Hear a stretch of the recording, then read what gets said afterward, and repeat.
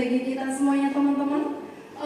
Kabarnya gimana nih teman-teman? Dari wajah-wajah kalian itu sudah berseri-seri setelah Idul Adha kemarin ya. Boleh dari responnya, Mas Baju Hijau, gimana kabarnya Mas? Alhamdulillah baik. Baik, kita menuju ke yang cantik-cantik dulu. Silakan perkenalkan nama dan juga gimana kabarnya juga. Perkenalkan, nama saya Octavia Angelina Permadi, biasa dipanggil Angel. Saya dari Prodi S1 Ilmu Keperawatan. Kabar saya alhamdulillah sejauh ini baik.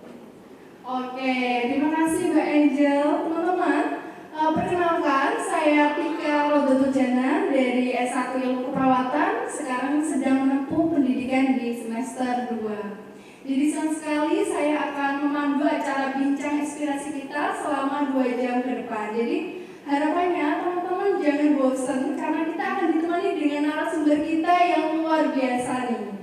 Oke, jadi teman-teman, saya ada tagline buat acara kita saat ini. Nanti kalau saya bilang bincang inspirasi, teman-teman jawab ya.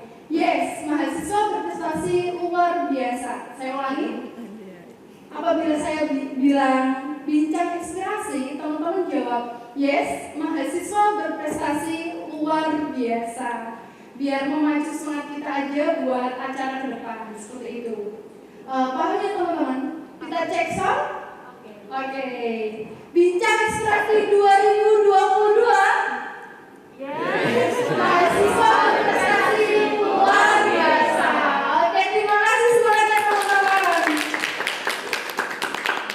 Oke, pada kesempatan kali ini kita akan mengupas topik yang luar biasa nih teman-teman, yaitu persiapkan dirimu untuk menjadi the next mahasiswa berprestasi Uniswa dan juga mungkin akan ke tingkat nasional bisa. Oke, jadi nanti untuk susunan acaranya saya nanti akan berbicara terlebih dahulu bersama narasumber kita, Kak Diba dan juga Kak Rama. Setelah itu kita akan buka dengan sesi tanya jawab untuk beberapa audiens. Kemudian nanti kita akhiri dengan quotes-quotes yang menarik seperti itu. Jadi sebelum kita ke materi dan juga kenalan sama narasumber yang luar biasa, marilah kita dengarkan sambutan spesial dari Duta Perpustakaan Unisula, Mas Nurul Mufid Muadam. Saya persilahkan.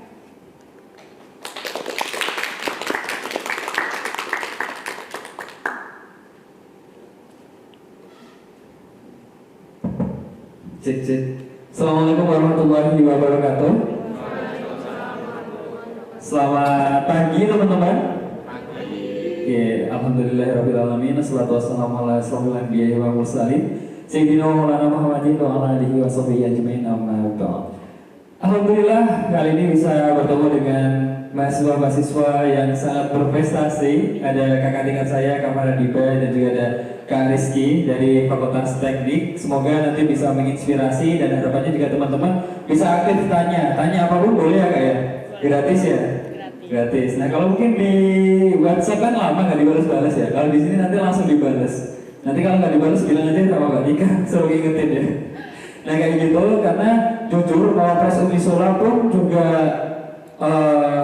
tahapannya sangat banyak dan sangat sulit, apalagi sebagai PTS itu step-stepnya itu lebih susah dibanding PTN ya Kak ya, kalau nggak salah ya. Jadi nanti ketika PTN ke nasional tuh lebih singkat gitu prosesnya, tapi kalau PTS itu seleksi sama universitas-universitas lain itu juga lumayan susah gitu. Dan intinya juga teman-teman lebih meng-highlight di KTI-nya, gimana sih bikin KTI yang bagus gitu. Mungkin membuat KTI yang bagus itu gampang, tapi membuat KTI yang bisa berbeda dan memiliki value lebih dari KTI-KTI lain itu yang susah. Nah, saya juga berharap nanti bisa disertakan tipsnya Kak. Gimana sih caranya menentukan topik yang out of the box kayak gitu. Jadi nanti itu juga bisa menjadi bahan diskusi kita bersama. Sekali lagi terima kasih untuk teman-teman yang udah hadir di sini. Ini juga suasana perpustakaan. Mungkin ada yang baru pertama kali ke sini? Ada yang pertama? Ada ya, ada itu yang baju biru laut itu juga baru pertama kali di sini. Ini ruang audio visual itu untuk yang teman-teman mau nonton atau menganalisa film itu bisa banget, maksimal 15 orang. Daripada ke Citraland kan atau ke mall-mall kan lebih baik di sini gitu ya. Terus ada smart lab itu seperti ini susah di perpustakaan untuk membahas banyak, misalnya cara parafrase gimana sih, cara bikin PPT yang baik dan menarik itu gimana sih. ruang karel kalau misalnya teman-teman mau sendirian me time gitu ya, atau mau Zoom meeting cuman nggak mau diganggu, itu bisa banget ruang karel. Jadi per individu, per ruangan. Terus ini juga ada kamar mandi di belakang. Itu juga bersih banget. Tadi udah di testimoni ya kak ya? udah apa namanya clean banget ya. Jadi kalau misalnya teman-teman di perpustakaan itu semua fasilitasnya sangat lengkap sekali. Gitu aja dari saya, semoga lancar sampai akhir nanti, tetap semangat dan teruslah berkarya, teruslah berprestasi karena menjadi mahasiswa S1 hanya satu kali. Kurang lebihnya saya mohon maaf. Wassalamualaikum warahmatullahi wabarakatuh.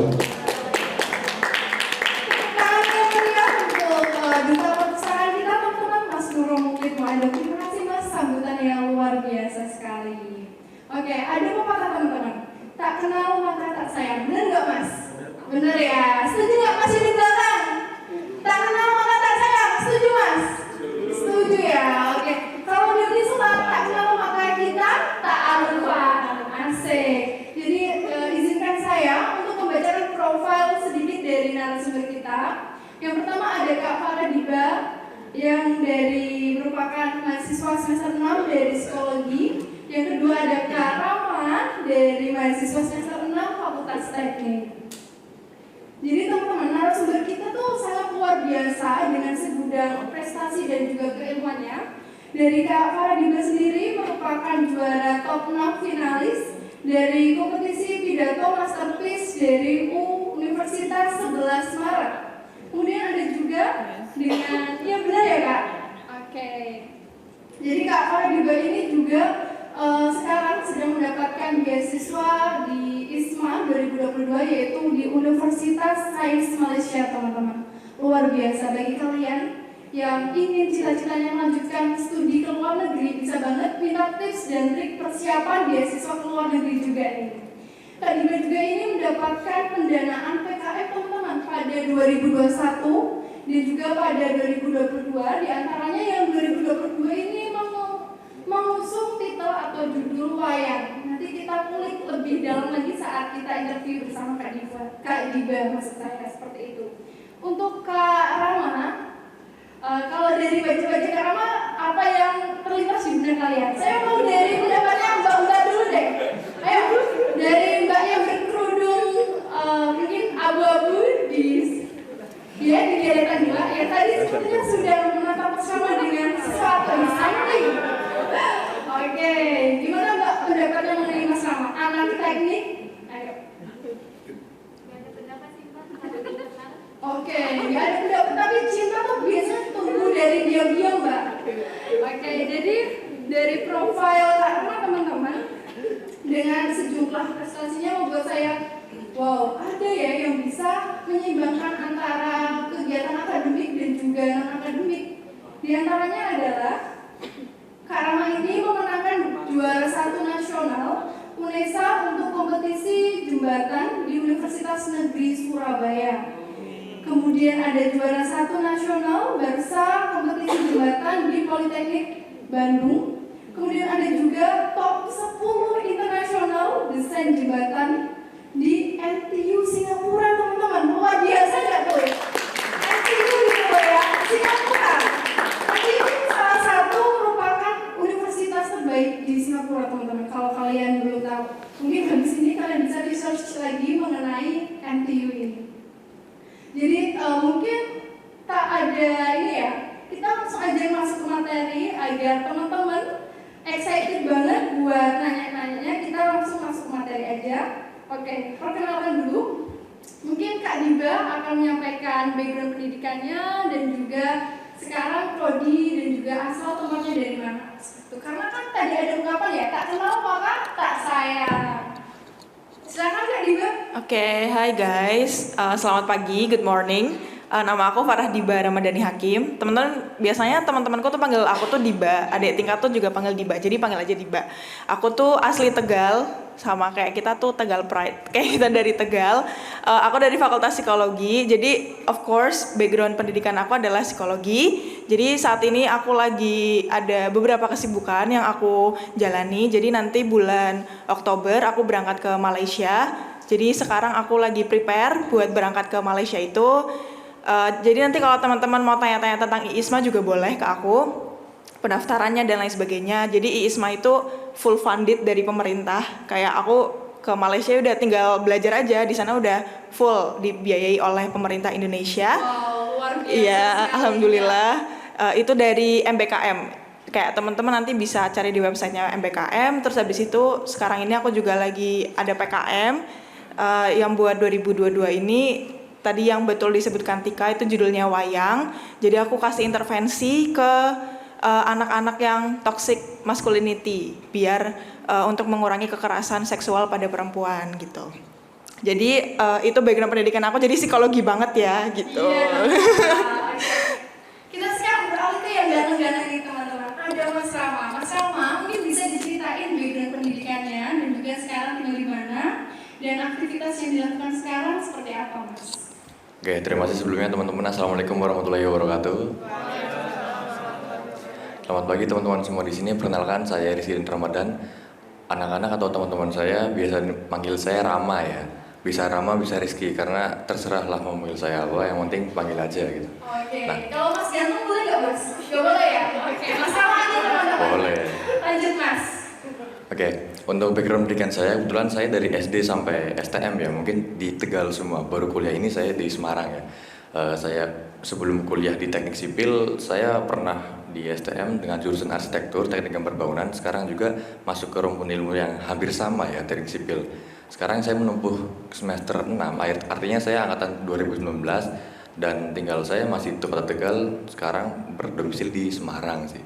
Untuk kesibukan akhir-akhir ini saya lebih fokus ke organisasi ya, mendalami ke organisasi yang saya jalani sekarang di BEM mungkin dan yang lain-lain. Nah, untuk perlombaan sendiri juga saya sekarang fokus ke lomba 1 yaitu UNESA Bridge Competition ya, 2022 itu. Wah, luar biasa sekali teman-teman. Boleh tepuk tangan yang meriah buat narasumber kita? Oke, sekarang kita semua tahu bahwa Mbak Farah Diba ini merupakan mahasiswa berprestasi Unisula 1 dan Mas Rama ini mahasiswa berprestasi Unisula 2. Jadi mungkin di benak kalian, apa sih motivasinya untuk mengikuti pemilihan dari Mawapres? Bener ya? Oke, boleh diceritain Kak Diba dan juga Kak Rama? Oke, jadi buat motivasinya ya. Pertama-tama, nanti kalau misalkan kita ikutan Mawapres itu, kita bakalan bikin KTI guys.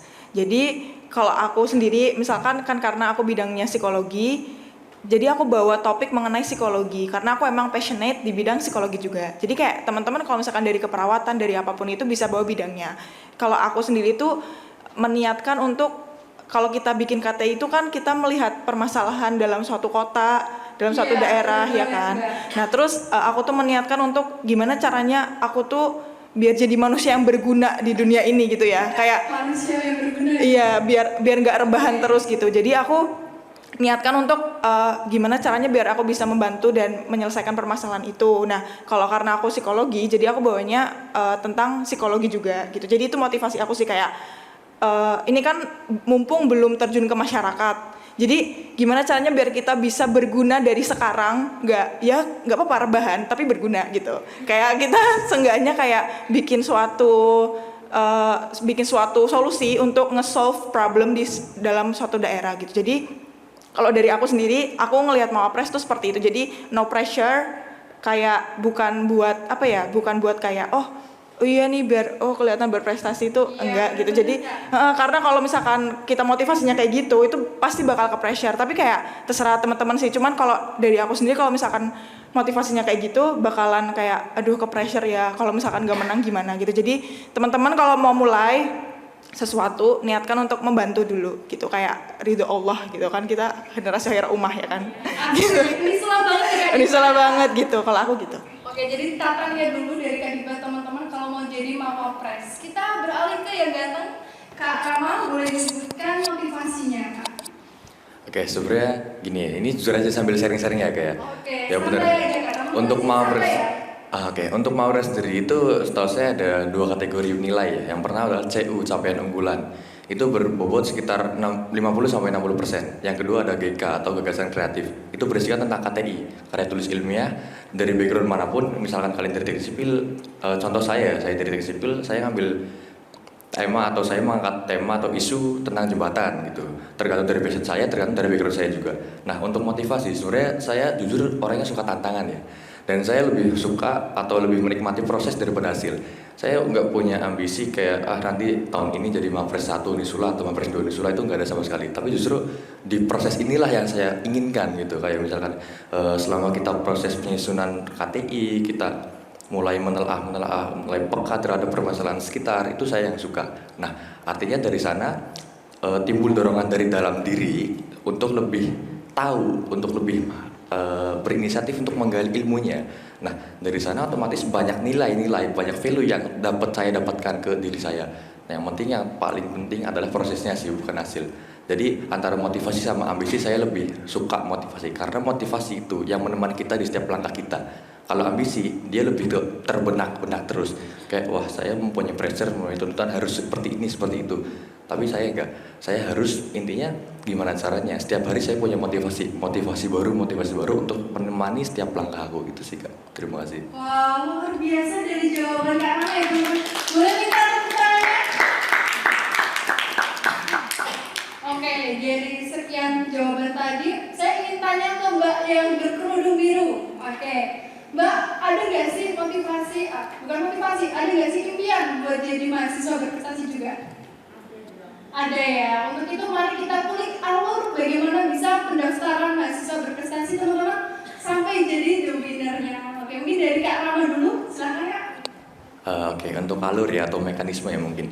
Tadi benar sama yang disampaikan oleh Mas Nurul, bahwasanya kita PTS ya, bukannya kita kayak mendiskredit PTS daripada PTN, tapi emang ini realitanya.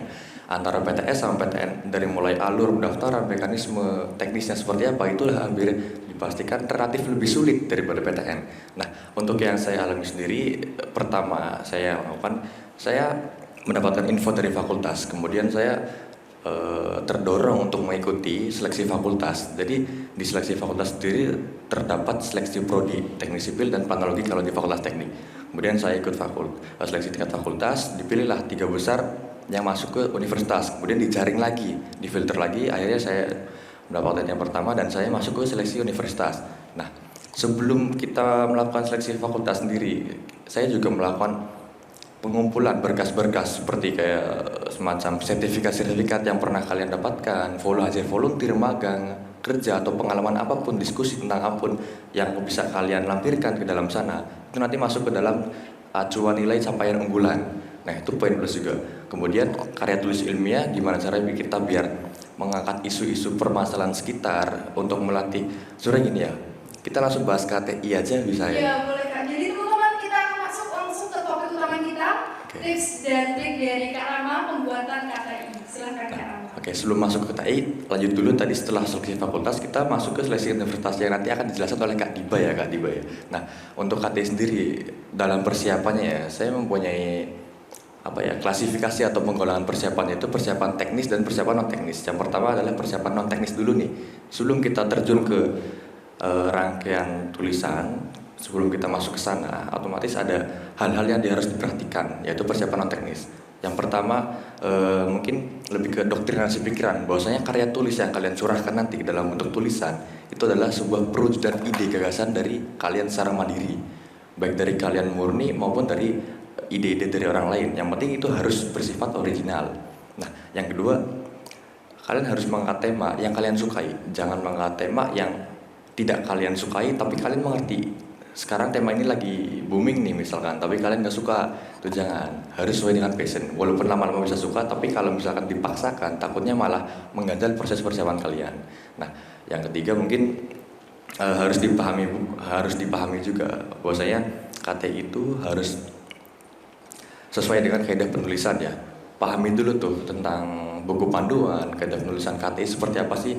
Kadang kan KTI di Pilmapres dengan KTI yang di lomba-lomba LKT itu beda-beda ya acuannya ya. Tergantung TOR tuh.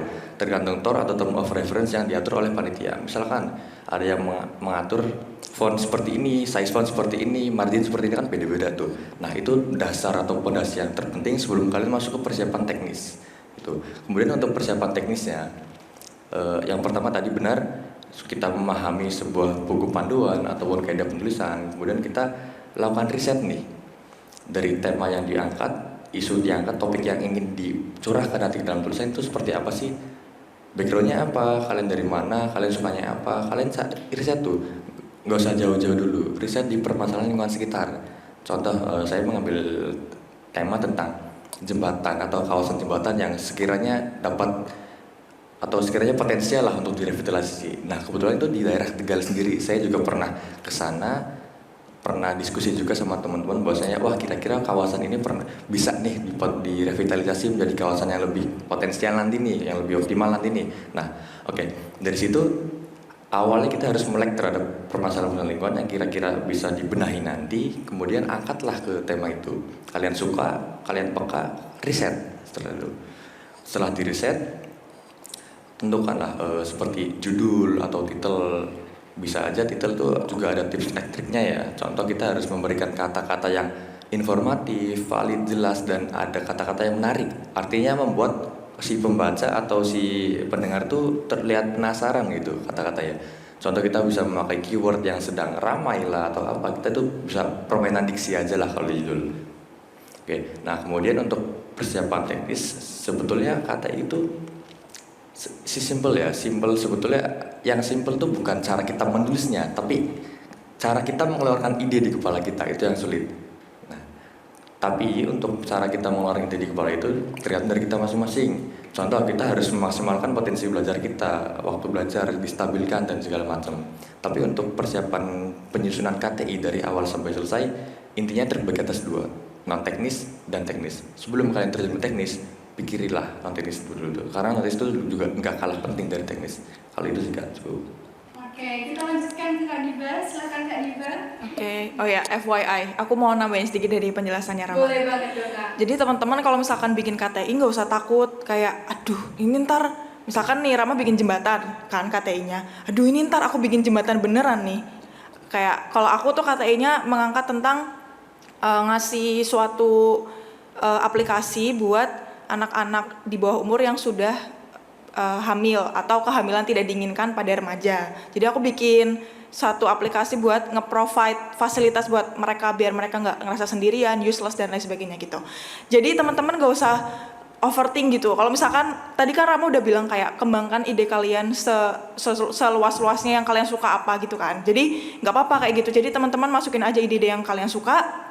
Nggak usah takut kayak nanti overthink, aduh nanti aku bakalan bikin aplikasi beneran, aduh ini bakalan bikin jembatan beneran, atau kayak anak keperawatan biasanya, aduh ini aku bakalan bikin senam beneran atau buat ibu hamil, atau aku bakalan ngasih obat beneran atau gimana gitu. Enggak, jadi KTI itu hanya sebatas proposal aja atau cara pikir kita aja buat nge-solve problem di satu desa itu. Jadi teman-teman nanti kalau misalkan minat nih jadi mawapres tuh nggak usah takut ya, kayak aduh overthink gitu, nggak kayak PKM kok. Kalau PKM kan beneran dikasih duit pendanaan dari pemerintah terus kayak kita ngejalanin penelitiannya gitu kan. Tapi kalau mau pres enggak. Jadi whatever you want, idenya apa aja terserah teman-teman gitu. Terus tadi kan Rama udah jelasin dari tingkat fakultas sampai mau ke univ ya, upload sertifikat, terus KTI dan lain sebagainya gitu. Nah terus nanti kalau udah di univ semua itu dikumpulin nih, jadi ada seleksi berkas namanya di univ. Jadi dilihat nih sertifikatnya kita masing-masing. Kayak tadi Rama bener banget, teman-teman pernah magang, pernah organisasi atau apapun itu masukin aja. Jadi sertifikat yang dilihat itu bukan cuma sertifikat akademik aja, tapi non akademik juga gitu. Kayak Rama masukin sertifikat organisasinya, BEM dan lain sebagainya. Kemarin aku juga masukin sertifikat organisasi kayak BEM apa segala macam gitu aku masukin. Terus nanti dari pihak univ itu nyeleksi. Jadi teman-teman kalau misalkan sekarang lagi passionate-nya ke dalam bidang non akademik nggak apa-apa, gaskan aja ikut mawapres gitu, karena hal-hal kayak gitu juga diperhitungkan. Terus nanti diseleksi nih dari tingkat univ. Nah dari semua fakultas itu yang masuk yang bakal lolos seleksi berkas ada 5 kandidat. Nah 5 kandidat ini nanti bakalan diminta untuk mempresentasikan di finalnya, bakalan disuruh mempresentasikan KTI-nya tadi. Jadi kan Rama tentang jembatan, Rama jelasin lah KTI-nya tentang apa, aku tentang kehamilan tidak diinginkan, aku jelasin lah KTI-ku tentang apa, nanti presentasi aja di situ. Nah terus buat presentasi nih kayak tadi ada request juga ya dari tim Perpus Benar banget Kak. tentang persepsi ya, teknik persepsi. dalam presentasi. Iya. Kak Diba. Jadi aku tahu banget nih teman-teman yang angkatan 21 mungkin 2021 mungkin udah keseringan online. Jadi kayak takut ngomong di depan umum, mau tanya sama dosen juga takut gitu kan misalkan. Jadi kalau aku tuh pakai teknik persepsi. Jadi, halo. Oke. Aman, Kak. Jadi kalau di teknik persepsi itu gini guys, kayak kita tuh ngelihat sesuatu tuh gimana caranya kita mengintegrasikan informasi yang kita lihat ke dalam otaknya kita dan kita nganggapnya itu sebagai apa gitu. Misalkan yang bisa kita implementasikan ke teknik persepsi itu audiens ya. Kayak sekarang aku ngomong ke kalian kayak gini. Kalau misalkan teman-teman nanti pas presentasi Mawapres, pas tanya ke dosen, pas presentasi di depan kelas, kalau teman-teman nganggap audiensnya itu menyeramkan, menakutkan, atau kayak teman-teman ngelihatnya, audiensnya kayak orang yang tinggi-tinggi, kayak aduh insecure, aku ngerasa kecil hati, rendah diri dan lain sebagainya, itu it's not gonna be work gitu. Kayak teman-teman pasti bakalan insecure dan presentasinya nggak bagus. Jadi kalau aku sendiri, aku ngelihat audiens di sini, kayak contohnya sekarang aku lihat teman-teman itu sebagai teman aku, jadi aku kayak ngobrol aja, chill gitu, kayak aku lagi sharing aja pengalaman aku, curhat-curhat aja tentang pengalaman aku gitu. Nah nantinya di Mawapres juga kayak gitu, teman-teman ketika menghadapi juri, jangan dianggap itu sebagai orang, ya ampun jurinya kayak nakutin, dosennya udah profesor dan lain sebagainya. Kalian nganggap aja itu tuh adalah orang yang harus kalian pahamkan. Jadi kalian kutuk-kutuk ke Mawapres kayak presentasi ya, kalian mau jelasin tentang KTI-nya kalian gitu, bukan buat presentasi di depan orang yang besar atau dan lain sebagainya. Nah nanti cara olah attitude-nya atau behavior-nya. Kalau sekarang kan aku nganggap kalian misalkan teman aku, ya udah aku behavior-nya kayak gini. Kan ini acaranya juga santai ya kan. Benar banget Kak, santai Kak. Santai kayak di pantai. Ini kan kayak dudukan juga gitu kan. Nah, itu tuh kita nganggap aja kayak ini sebagai teman-teman kita dan pembawaanku kayak gini. Tapi nanti kalau misalkan teman-teman mau apres, di mindset teman-teman nggak apa-apa.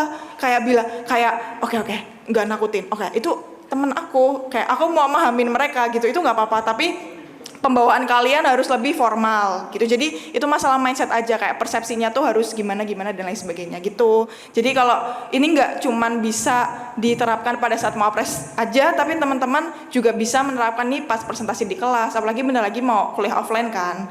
Nah presentasi di kelas, ngomong di depan dosen, tanya ke dosen gitu. Jadi anggap aja itu bukan monster atau sesuatu yang menakutkan. Sama-sama makan nasi, sama-sama menghidup udara gitu kan, sama-sama tinggal di Indonesia gitu kan. Jadi kayak sama-sama aja. Itu teknik persepsi, kayak kita mindsetnya kayak gimana gitu. Wow, luar biasa sekali. Bisa langsung dijelasin lagi Pak. Kak Alnya tadi sampai mana? Tadi sampai, presentasi ya. Nah habis presentasi, thank you. Habis presentasi, nanti terus dipilih nih 5 besar itu bakalan dipilih 3 besar atau juara 1, 2, dan 3. Juara satunya kemarin alhamdulillah aku, masya Allah. Juara 2-nya alhamdulillah Rahma, masya Allah. Juara 3-nya ada dari farmasi. Dari farmasi itu namanya Iftitah Dian. Ya itu juga Mawapres juara 3. Dan nanti dari ketiga itu bakalan dipilih salah satunya untuk maju ke tingkat nasional. Nah biasanya Uniswa itu memilihnya yang juara 1 atau aku. Jadi aku sekarang juga sedang mengikuti tahapan di tahap nasional. Di tahap nasional juga sama kayak Unif, teman-teman upload aja KTI-nya, teman-teman upload aja sertifikatnya dan lain sebagainya. Jadi at least teman-teman punya 10 sertifikat. Nggak harus cuman sertifikat akademik aja, tapi non akademik juga. Dan lebih bagus kalau teman-teman punya dua-duanya, akademik sama non akademik. Terus nanti upload ke nasional. Terus nanti juga ada tambahan 1, kita harus bikin presentasi atau berpidato dalam bahasa Inggris. Tapi temanya harus beda dari yang kita bawain di KTI. Jadi kayak tema lain gitu loh, gitu. Nanti kayak kita rekam di video, kita upload di YouTube, terus upload aja linknya. Nah nanti tunggu aja, bakal ada seleksi wilayah nasional 1 sama nasional 2. Yang final ini nasional 2. Jadi sekarang ini aku lagi di tingkat wilayah, lagi menunggu pengumuman di tingkat wilayah gitu. Oke, seperti itu Kak. Tadi Kak Diba nyinggung sedikit ya bahwa tadi harus pakai pidato bahasa Inggris. Mungkin teman-teman masih bingung Kak, apakah Mawapres itu harus bisa bahasa Inggris? Dan gimana cara kita bisa speak up lancar pakai bahasa Inggris? Dari Kak Diba gimana tips dan triknya? Oke, bahasa Inggris gitu. Literally kayak orang Jaksel. kayak literally lagi kayak bener-bener sekarang tuh bahasa Inggris itu kayak jadi kebutuhan kita ya. Kayak sekarang tuh banyak banget study ke luar negeri dan lain sebagainya gitu. Buat Mawapres sendiri itu setahu aku ya, kalau di Unisula itu nggak mewajibkan teman-teman untuk bisa bahasa Inggris, tapi bakalan lebih bagus kalau teman-teman bisa bahasa Inggris karena nanti pas presentasi final ya Ram, kemarin tuh kita pakai bahasa Inggris ya. Jadi pas presentasi final KTI-nya kita itu di tingkat univ yang 5 besar itu presentasinya pakai bahasa Inggris gitu. Jadi kita pakai bahasa Inggris. Cuman kalau misalkan teman-teman emang lagi struggle pas mau presnya itu gampang kok, maksudnya bisa diakalin gitu loh. Kayak teman-teman bisa bikin teks dan lain sebagainya. Terus gimana caranya biar lancar bahasa Inggris? Kalau tips dari aku sendiri itu learning by doing. Jadi aku tuh juga orangnya kurang suka kayak membaca-baca gitu. Aku lebih suka kayak dengerin orang kok ngomongnya apa, terus kayak ngomong sama orang dan lain sebagainya gitu. Jadi aku juga passionate dalam bahasa Inggris gitu. Jadi pertama bener tadi yang Rama bilang, kalau kita milih topik harus yang kita suka. Sama mungkin ya kalau di bahasa Inggris ini aku bisa ngomong bahasa Inggris mungkin karena aku suka sama bahasa Inggris. Aku tidak menganggap itu sebagai suatu pressure atau kayak kebutuhan. Sekarang semuanya bisa bahasa Inggris, aku harus bahasa Inggris gitu, enggak. Karena kalau kayak gitu tuh ke pressure kan gitu. Terus yang kedua, aku tuh banyak nonton film mancanegara, Netflix, Disney, Hotstar kan sekarang banyak ya gitu. Pertama nggak apa-apa pakai subtitle dulu kayak gitu. Terus nanti lama-lama kayak dilepas bisa gitu. Terus yang ketiga, kita bagus nih grammarnya. Kita tahu nih past tense, present tense apa segala macam. Tapi bakalan percuma kalau kita nggak ngomong langsung ke native-nya gitu. Kayak setahu aku di Cilat itu kan ada program-program yang ngomong langsung sama orang asing, sama bule. Itu kalian teman-teman bisa ajakin ngobrol. Atau kayak teman-teman ikut event-event pertukaran pelajar yang online. Itu banyak tuh yang online. Nah nanti teman-teman punya kesempatan buat mengaplikasikan pengetahuan grammar, terus apalagi kosakata kalian di situ gitu. Terus abis itu yang terakhir adalah kalau misalkan teman-teman budgetnya lebih, teman-teman bisa ikut-ikutan banyak nih kayak kursus yang di Pare atau kayak kursus bahasa Inggris kalau misalkan budget teman-teman lebih. Cuman kalau enggak juga nggak apa-apa kok. Maksudnya ketika nanti kita mau pres juga nggak dituntut buat lancar banget A sampai Z ngomong bahasa Inggris semua juga nggak. Kan mereka juga tahu kalau bahasa ibu kita bukan bahasa Inggris gitu. Jadi kalau teman-teman mau otodidak juga bisa. Aku juga otodidak dari Netflix sama musik-musik tadi, kayak dengerin musik, kayak Netflix sama banyak ngomong sama orang bule di kesempatan yang aku bisa gitu. Jadi itu sih tips-tips dari aku. Jangan menganggap itu sebagai pressure, tapi sukain dulu gitu. Oke, Kak Diba, terima kasih banget tepuk tangan teman-teman. Oke Kak Diba, itu tadi terkait dengan bahasa Inggris dan juga pendaftaran Mawapres ya, Kak Rama juga. Nah, teman-teman, kita tidak bisa meragukan ya bahwa Kak Diba dan Kak Rama ini tentunya di prestasi akademiknya juga tinggi banget. Jadi di prestasi ini pastinya ada motivasi belajar. Oke, saya pengen tanya di Mas yang paling belakang, pakai masker sendiri. Iya Mas, ada yang tengok-tengok, iya. Menurut Mas, motivasi yang dibutuhkan itu seperti apa biar saat kita belajar selalu konsisten? Kalau saya, motivasi itu lari kepada lingkungan baik, lingkungannya juga hobi untuk belajar, berarti kita juga akan terpengaruh. Beda sama lingkungan kita yang buruk, kalau seperti hobinya main atau gimana, pasti kita akan terbawa di situasi yang sama. Oke, berarti kembali lagi ke lingkungan ya Mas. Jadi kalau dari Kak Rama sendiri gimana Kak? Motivasi belajar dan cara memaksimalkan belajar. Apakah ada gaya-gaya belajar tertentu seperti kinestetik atau audiovisual seperti itu Kak? Bisa dijelaskan? Oke, terkait motivasi belajar ya. Jujur untuk soal belajar tentang akademik, tentang mata kuliah saya nggak terlalu yang sering itu gitu ya. Tapi untuk motivasi belajar, nah kata belajar sendiri harus kita bedah nih. Menurut saya, lomba juga tahap saya belajar. Saya ikut ini, ikut Mawapres itu tahap saya belajar, awal itu. Tapi di sini mungkin belajar yang lebih ke studi ya, itu literasi ya. Oke. Nah untuk motivasi belajar menurut saya, yang penting saya belajar berdasarkan hobi. Yang pertama, saya belajar berdasarkan hobi. Jadilah belajar sebagai hobimu. Walaupun awalnya kalian terasa terpaksa, kita rasa, wah masa hobi belajar, mending hobi ngopi lah, main-main healing misalkan kan. Tapi cobalah sekali-sekali sisipin waktu.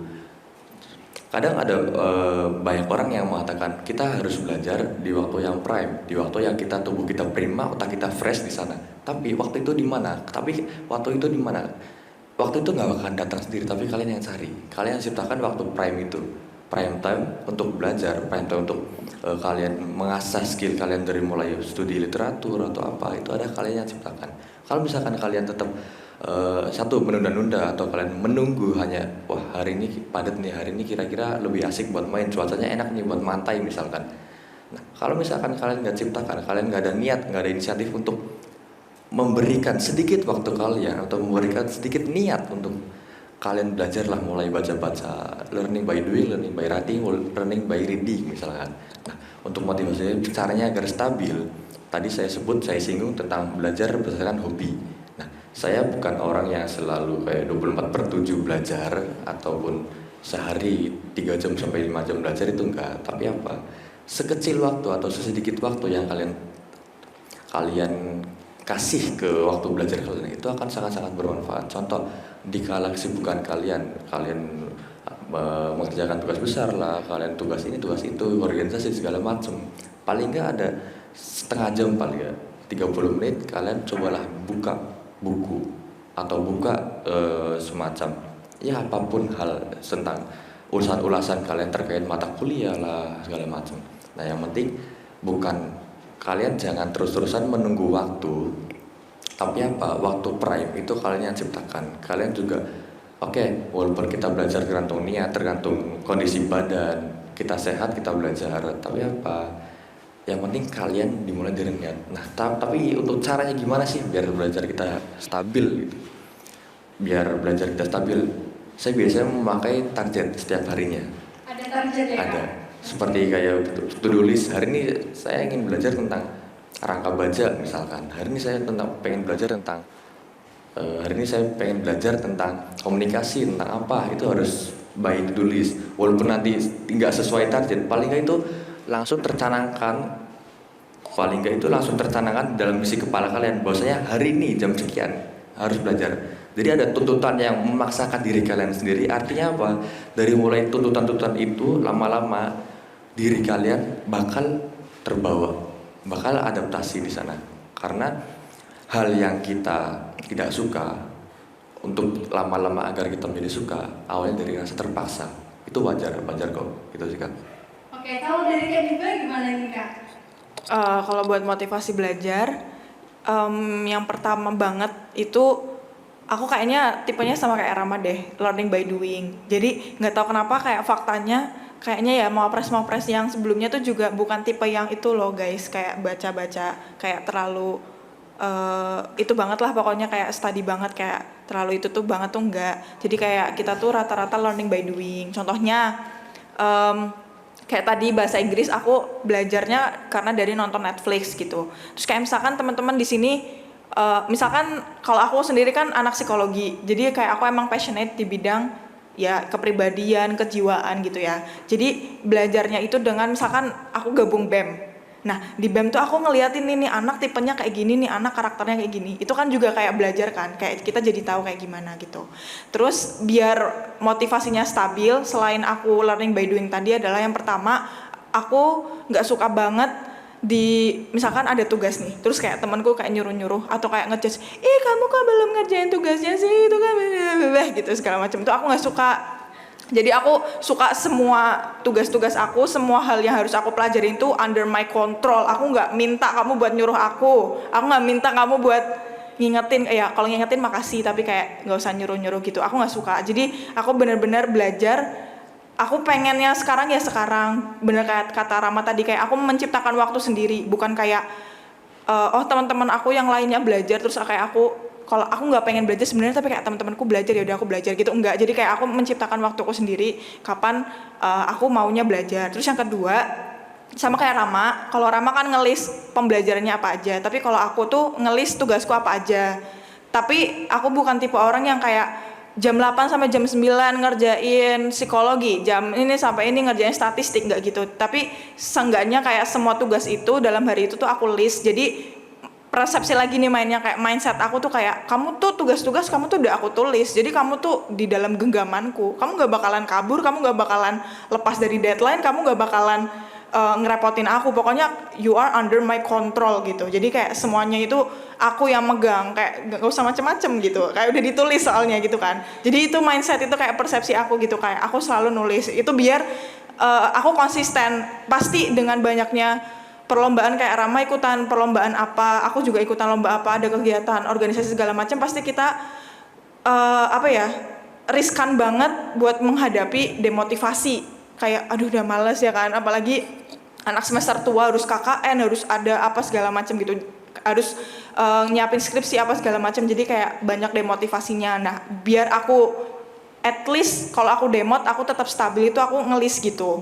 Terus yang terakhir adalah motivasi aku banget tuh adalah orang tua di rumah gitu. Jadi orang keluargaku itu bukan keluarga yang gimana-gimana, keluarga yang sederhana gitu. Terus jadi kalau misalkan akunya di sini mensela-mensle, loyo gitu, kayak tidak memperjuangkan apa yang seharusnya amanah yang orang tua kasih ke kita kan buat kuliah gitu kan. Jadi kalau misalkan aku nggak memperjuangkan itu, aku ngerasa bersalah dan kasihan sama orang di rumah.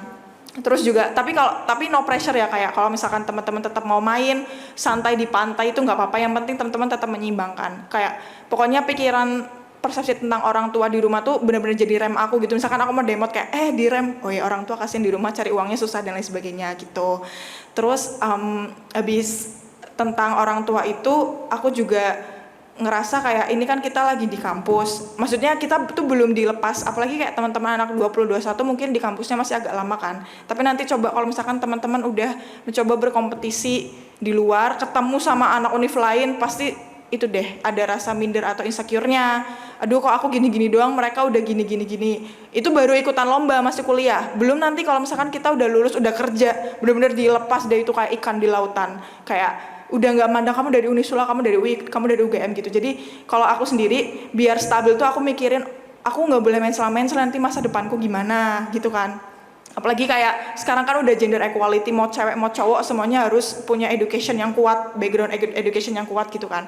Jadi itu motivasi belajar aku ada banyak, dan yang terakhir itu adalah itu. Jadi kayak aku mempertimbangkan masa depan aku gimana, amunisi yang mau aku bawa gimana buat nantinya bersaing sama orang-orang di luar sana. Terus persiapannya aku bawa gimana, nilai plus aku gimana, karena banyak loh kayak anak-anak di luar sana yang kayak misalkan anak psikologi, kamu anak psikologi, kamu bisa ngetes ini, ya udah, literally ratusan atau bahkan ribuan lulusan psikologi di luar sana juga bisa ngetes, bisa apa dan lain sebagainya. Nah nilai plusnya apa nih gitu, kayak teman-teman dari fakultas teknik juga gitu, kayak ya bisa bikin ini, tapi nilai plusnya apa nih? Rama itu pernah menang loh di NTU, pernah top 10 jembatannya. Kayak teman-teman mungkin di kedokteran, oh ya aku tuh bisa ngediagnosis orang sakit ini, tapi nilai plusnya apa nih gitu. Ini pernah ikut kepanitiaan ini gitu. Jadi lebih ke nilai plus, karena kita nggak tahu kan sekarang kan cari kerja tuh susah ya. Atau kayak mau daftar studi yang lanjut juga susah, karena kita nggak tahu apa yang bakal terjadi di depannya. Jadi jaga-jaga kita dari sekarang mempersiapkan yang terbaik. Itu sih motivasi aku biar tetap stabil luar gitu. Biasa banget sih. Teman-teman bisa kita ini tadi dari tips dan trik mewakili kita. Saya ingin bertanya ke Mbak kerudung hitam di belakang, Putri sedang main HP. Kalau untuk dari Mbak sendiri untuk memaksimalkan belajar seperti apa nih Mbak? Bisa perkenalan diri dulu baru sebutkan jawabannya.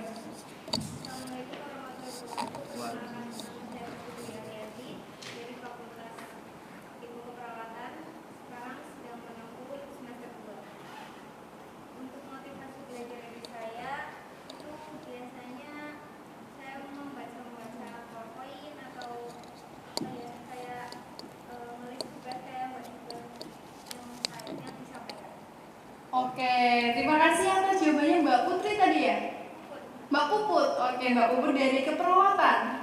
Oke, teman-teman, tadi itu dari tips dan triknya. Jadi ini kan kita beralih ya, sudah ada SK Rektor bahwa akan ada kuliah offline bagi seluruh fakultas. Kita akan mengulik persiapan apa aja sih sebenarnya yang dibutuhkan untuk kuliah offline. Apakah perlu dari mental dulu atau budget atau seperti apa? Mungkin dari Kak Rama dulu deh Kak. Oke, jadi ini kan bisa dibilang masa endemi ya. Artinya transisi antara kuliah kita yang selama ini online 2 tahun ke belakang menjadi offline.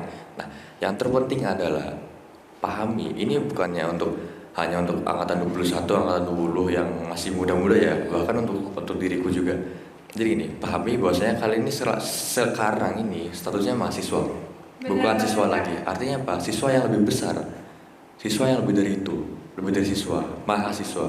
Pahami dulu, mindset kalian udah bukan siswa lagi, udah bukan anak-anak lagi, udah bukan orang yang harus mengandalkan orang tua terus. Sekarang kalian mahasiswa, harus bisa adaptasi, harus memiliki jiwa sosial yang tinggi, sesuai dengan kriteria perguruan tinggi, pendidikan, penelitian, maupun masyarakat. Jadi poin pengabdian masyarakat itu harus ditimbulkan atau berangkat dari sana. Dari perguruan tadi harus ada yang dibenahi dari diri kita sendiri. Yang pertama mindset, isi kepala kita. Nah, untuk persiapannya, yang pertama tadi pahami bahwasanya sekarang kalian adalah mahasiswa. Yang pertama, yang kedua riset mahasiswa itu harusnya seperti apa, atau itu pilihan kalian ya, entah kalian nanti kuliah untuk fokus ke akademik, masa kuliah boleh pulang, atau kalian pengen terjun ke organisasi, kuliah rapat. Nah, ini juga sekalian cerita. Ini mungkin alasan saya ya selama ini kok bisa ikut organisasi, bisa ikut lomba juga, bisa ikut apa. Jadi gini, saya pernah punya semacam konsep mindset pikiran aku dari gini. IPK kan cuma 4, IPK sempurna itu 4, indeks prestasi kumulatif maksimal 4. Sedangkan kesempurnaan nilai biasanya kan 10 tuh. Artinya apa? 4/10 kurang 6. 6 kita cari dari mana? Di luar bangku perkuliahan. 4 secara bangku perkuliahan, non bangku kuliahan kita cari di luar. Contoh, kita bisa cari bangku itu di lomba-lomba, kita bisa dari magang, kita bisa dari organisasi, dari volunteer, kepanitiaan, kerja, bisnis misalkan, bisa. Tapi apa? Intinya kita bisa memenuhi dari 4 kurang 6, kita cari di mana? Di luar bangku perkuliahan. Nah, makna-makna poin yang tidak ada di dunia perkuliahan itu kalian yang memaknai sendiri. Contoh, aku anggap aku ikut lomba aku dapat 2, aku ikut organisasi aku dapat 3. Berarti apa? 2, 5 sama 4. Misalkan IPK aku cuma 2 atau cuma 3 lah. 2 tambah 5 udah dapat 7. Aku nanti magang dapat 1, 8 KKM, 8/10. Jadi kalau kalian hanya mengandalkan IPK, sayang sekali gitu. Eman-eman kalau kata orang Jawa ya. Artinya mahasiswa di sini tergantung persepsi kalian. Kalian ingin jadi mahasiswa seperti apa? Tapi kalau dari diriku seperti itu. Bahkan jujur aku lebih berkembang di luar bangku perkuliahan. Kalau perkuliahan aku hanya mungkin mengasah soft skill berupa gagasan, otak-otak dan lain-lain. Tapi apa secara pemikiran, perspektif, soft skill lain seperti soft skill mungkin bisa mengoperasikan software building, engineering, modeling, ataupun kita bisa public speaking, bisa problem solving. Aku dapat dari apa? Dari luar bangku perkuliahan. Cara aku berorganisasi, cara aku berkomunikasi dengan orang lain, cara aku menganalisa suatu kejadian yang terjadi itu dari luar bangku perkuliahan. Oke, walaupun ada orang yang merasa cukup aku kuliah, aku juga udah dapat semuanya kok. 4 aku anggap 10, 4 aku anggap 9,5. Itu ada yang seperti itu, ya terserah gitu. Yang penting ini kan kita tentang persepsi. Kalau dari aku, kalau cuma kuliah itu nggak cukup. Nah, itu yang nomor 2. Yang nomor 3, kita harus tahu bahwasanya kita tuh di PTS ya. Bukannya ini mengkotak-kotakan, tapi apa? Struggle seorang mahasiswa PTS dan PTN tuh di mata orang lain itu stigma atau stereotipnya udah berbeda. Makanya maka dari apa? Kita harus lebih berjuang dari mereka. Ini itu. Bukan tentang di mana kamu kuliah, tapi tentang kamu selama kuliah ngapain aja. Dan karena kuliah kuliah tidak memberi makna, tapi kita yang memaknai masa-masa perkuliahan ini. Jadi terserah kalian mau ngapain di kuliah, terserah kalian di masa-masa kuliah ini mau jadi apa, mau ngapain, itu hasilnya kalian tentukan sendiri. Benar kata Kak Diba tadi, bahasanya kalian orang tua kita menyekolahkan kita di sini untuk kuliah, untuk membayar UKT dan sebagainya. Tapi di luar itu harus ada bonus yang harus kalian kasih feedbacknya ke orang tua. Pak, Bu, saya bisa gini nih di kuliah, saya nggak cuma kuliah aja nih, ini loh hasilnya. Oke, walaupun capek, walaupun itu merupakan jerih payah kalian yang sangat-sangat melelahkan ya, tapi itu pasti ada hasilnya, hasil bonus. Yang penting proses. Justru aku sangat-sangat berkembang di proses, bukan di hasil tinggal nikmatin aja. Bahkan sampai sekarang aku belum pernah memikirkan ini hasil dari prosesku. Aku masih ngerasa kurang puas. Aku di sini mungkin ada yang melihat aku juara lomba berkali-kali, tapi ini masih proses gitu. Bahkan ini belum hasil. Oke, hasil announce pengumuman aku juara, tapi merupakan sebuah proses juga. Proses untuk kita melangkah ke tahap yang lebih tinggi. Karena nanti kita setelah kuliah kerja S1, otomatis kita bisa lebih kenal secara luas, kita interaksi kita ke orang-orang banyak lebih atraktif lagi di sana nanti. Artinya apa? Kita harus mengasah skill sekecil itu, skill soft skill cara kita berkomunikasi dan lain sebagainya. Itu di dunia perkuliahan. Dan menurut aku itu nggak dicari di bangku kuliah, tapi di non perkuliahan, organisasi, volunteer, magang, lomba dan lain-lain. Yang penting adalah relasi. Itu sih cukup. Wow, luar biasa teman-teman. Boleh tepuk tangannya? Oke. Jadi sekarang kita simak dari Kak Diba seperti apa? Silahkan Kak Diba. Oke, tadi Rama udah menyampaikan secara filosofis, kayak udah nyampein itu ya, motivasi dan lain sebagainya. Kalau aku yang pertama budget tentu saja. Jadi teman-teman omongin dulu, ini kan mau offline, terus teman-teman mungkin sekarang udah pada punya kos ya, kayak diomongin dulu sama orang tua bulanannya mau berapa, kosnya berapa, jajannya mau berapa gitu. Terus yang kedua dari mental juga, aku tahu kayak aku lihat sendiri kayak adik-adik aku di fakultas aku juga pas mau offline itu mungkin banyak yang takut buat berkenalan sama orang, atau kayak kan kalian ospeknya online ya, ospeknya online ya.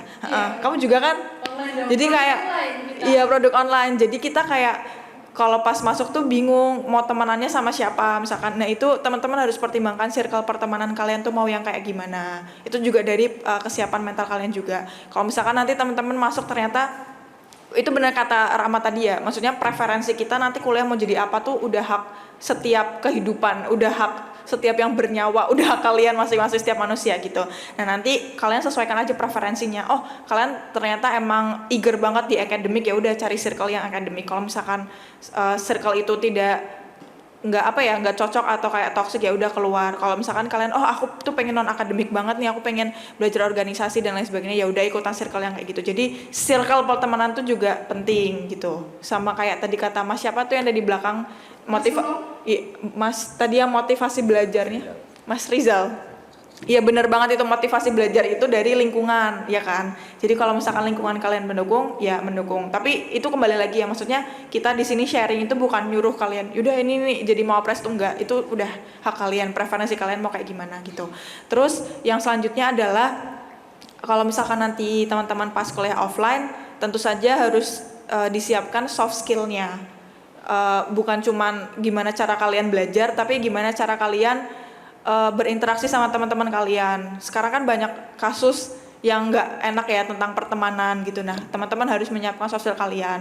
Kalau menurut aku, karena kita terutama anak-anak rantauan ya yang bukan asli sini, kita di sini mau kuliah, kita berusaha buat baik sama ke semua orang dulu. Maksudnya jangan ngerepotin orang, jangan membebankan orang. Pokoknya apalagi kalau di rantauan offline, kalau bisa semua itu kalian pegang sendiri, handle sendiri, karena kadang-kadang tuh misalkan di ya pokoknya adalah ya kayak aku pernah dengar gitu, kayak misalkan si anak ini kayak manja atau suka minta tolong, terus nanti diomongin sama teman-temannya, emang mau digituin, maba udah diomongin gitu kan. Jadi kalau bisa, ini ultimate tips dari aku, teman-teman ketika udah masuk di rantauan, udah di Semarang, apa-apa sendiri, diusahakan sendiri, jangan ngerepotin orang lain. Instead of kita minta bantuan orang lain, kita yang nawarin bantuan ke orang lain gitu. Terus abis itu yang selanjutnya sama sih kayak Rama tadi, kayak preferensi kita nanti mau kuliahnya itu mau jadi apa. Jadi sekarang teman-teman bisa riset dulu, ini kalian ikutan acara kayak gini tuh udah masuk salah satu riset, kayak oh iya aku nanti mau jadi mahasiswa berprestasi, ya udah aku dengerin Kak Rama sama Kak Diba ceritain tentang pengalamannya, itu juga udah termasuk riset gitu. Terus teman-teman nanti oh iya aku pengen di fakultasku aku pengen masuk BEM, atau kayak di PT aku pengen masuk BEM, ya udah teman-teman riset, cari kakak tingkat yang pernah ikutan BEM yang di fakultas kalian atau di PT, yang di PT, terus kayak kalian tanyain alur masuknya gimana dan preparationnya gimana gitu. Terus bener banget tadi yang kata Rama, IPK itu kan memang tanggung jawab kita ke orang tua. Kalau tadi Rama bilang hal-hal lain yang di luar IPK kayak ikutan lomba, ikut pertukaran pelajar atau ikutan Mawapres gini adalah bonus yang dikasih ke orang tua, itu juga aku bisa bilang bonus buat diri kita sendiri gitu. Karena kita kan basically cuman dibiayain orang tua buat kuliah. Nah itu sisanya itu kita improve buat diri kita sendiri lagi. Kayak kita tuh harus ngapain di sini. Bonus soft skillnya tuh apa? Dari UKT yang udah dibayarin orang tua kalian, bonus soft skill yang bisa kalian dapetin buat diri kalian sendiri tuh apa gitu. Karena kayak aku tarik lagi yang kayak tadi yang aku bilang, masa ini baterainya kenapa? Sorry. Kayak tadi aku tariknya aku bilang sebelumnya, masa depan kan kita nggak ada yang tahu gitu. Jadi kalau bisa kita pilih preferensi yang membanggakan diri kita dan menguntungkan diri kita juga. Terus mungkin tambahan satu lagi buat di kelasnya ya, misalkan teman-teman mau memulai, aku pengen jadi mahasiswa yang apa ya, yang banyak prestasi atau kayak aku pengen jadi mahasiswa yang beneficial buat lingkungan aku. Mungkin hal pertama, walaupun IPK bukan satu-satunya yang penting, tapi hal pertama yang bisa kalian tunjukkan atau buktikan ke diri kalian sendiri adalah take care of your academic life. Walaupun IPK bukan satu-satunya, walaupun kalian kayak nantinya pengen masuk organisasi dan lain sebagainya, hal pertama kalian sebagai maba adalah mungkin memperhatikan academic life kalian dulu di fakultas kalian masing-masing. Caranya adalah kalau aku, misalkan aku tuh kan bukan tipe orang yang suka baca. Misalkan dosen ngasih PPT itu aku, maaf ya Pak Bu, jadi tapi saya kurang suka membaca PPT itu. Jadi aku sukanya dengerin dosen itu kalau pas lagi ngomong. Tapi itu ultimate loh guys. Nanti kalau misalkan kalian saya juga nanti ujiannya offline kan. Nanti kalau misalkan dosen lagi ngomong, kan cepet aja dosen ngomongin, gak harus sama PPT nggak apa-apa. Pokoknya apa yang dosen ngomongin itu catat. Nanti itu keluar di ujian, percaya. Cuma kalau aku kayak gitu ya, aku rasanya waktu di psikologi gitu kayak, oh ini yang diomongin sama dosen ini beneran keluar gitu. Jadi catat aja, gak harus rapi-rapi kayak yaudah catat aja yang berantakan, pakai stick note yang kecil, pokoknya catat aja apa yang dosen bilang. Nanti kalau sebagian besar pengalaman aku, yang dosen omongin itu gak tau kenapa nanti keluar di ujian, yang di PPT gak ada itu nanti keluar di ujian gitu. Jadi itu step pertamanya, take care of your academic life. Gak harus langsung IPK-nya 4, tapi at least kalian bertanggung jawab atas UKT yang udah orang tua kalian kasih. Nah, nanti setelah kalian take care of your academic life, kalian bisa explore tuh riset-riset yang tadi sudah kalian lakukan. Aku pengen masuk BEM, aku pengen ikutan ISMA, aku pengen ikutan PKM. Nah itu mulai riset. Jadi step pertama teman-teman bertanggung jawablah sama academic life kalian dan bertanggung jawab juga sama non academic life kalian, karena itu sangat-sangat beneficial buat kalian. Benar kata Rama tadi 4/10, 4-nya kita dapat di IPK kita, kuliah kita, which is kita juga harus take care of that. Dan 6-nya adalah di luar academic life kita gitu, atau non akademik kita gitu. Oke, coba dicek dulu Kak.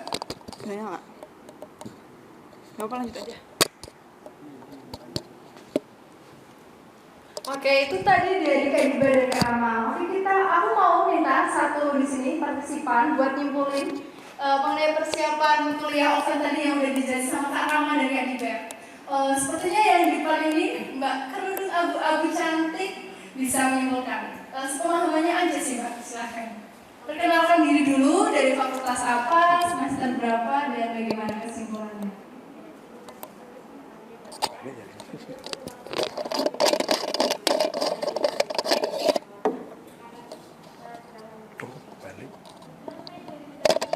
Wow, luar biasa nih dari Tegal. Narasumber kita juga dari Tegal. Tegalnya mana nih Kak? Margasari. Kak Diba, Tegalnya? Damnya, Kak Rama? Aduh, Ramadhani. Gimana Kak? Oke, Tegal kota. Jadi teman-teman, kalau lagi main ke Tegal, gak usah sukan-sukan kita main ke rumahnya Kak Rama, Kak Diba aja ya, sama Mbak Okta. Bisa banget nih. Oke, mungkin bisa disebutin Kak Angel. Yang saya ambil dari penyampaian Kak Diba dan Kak Rama tadi, intinya persiapan untuk kita kuliah offline yang pertama adalah mental jelas, kemudian budget, terus tadi juga disampaikan motivasi belajar kakak-kakak, motivasi belajar kan dari setiap orang pasti beda-beda ya. Benar banget Kak Angel. Tapi memang ada beberapa yang sama dengan saya tadi, alhamdulillahnya. Kemudian ada sesuatu yang bikin saya cukup gitu. Bikin Takjub, cukup iya. Nanti takjub. iya takjub. Nanti setelah ini ada sesi tanya jawaban ya. Mbak? Ada dong, nanti kan Jadi saya mau tanya nih. siapa teman-teman Iya. pertanyaannya? Iya, nanti saya akan tanya ya Mbak Tika. Oke, Nah, tadi terus jadi apa yang bikin takjub tadi Mbak Angel?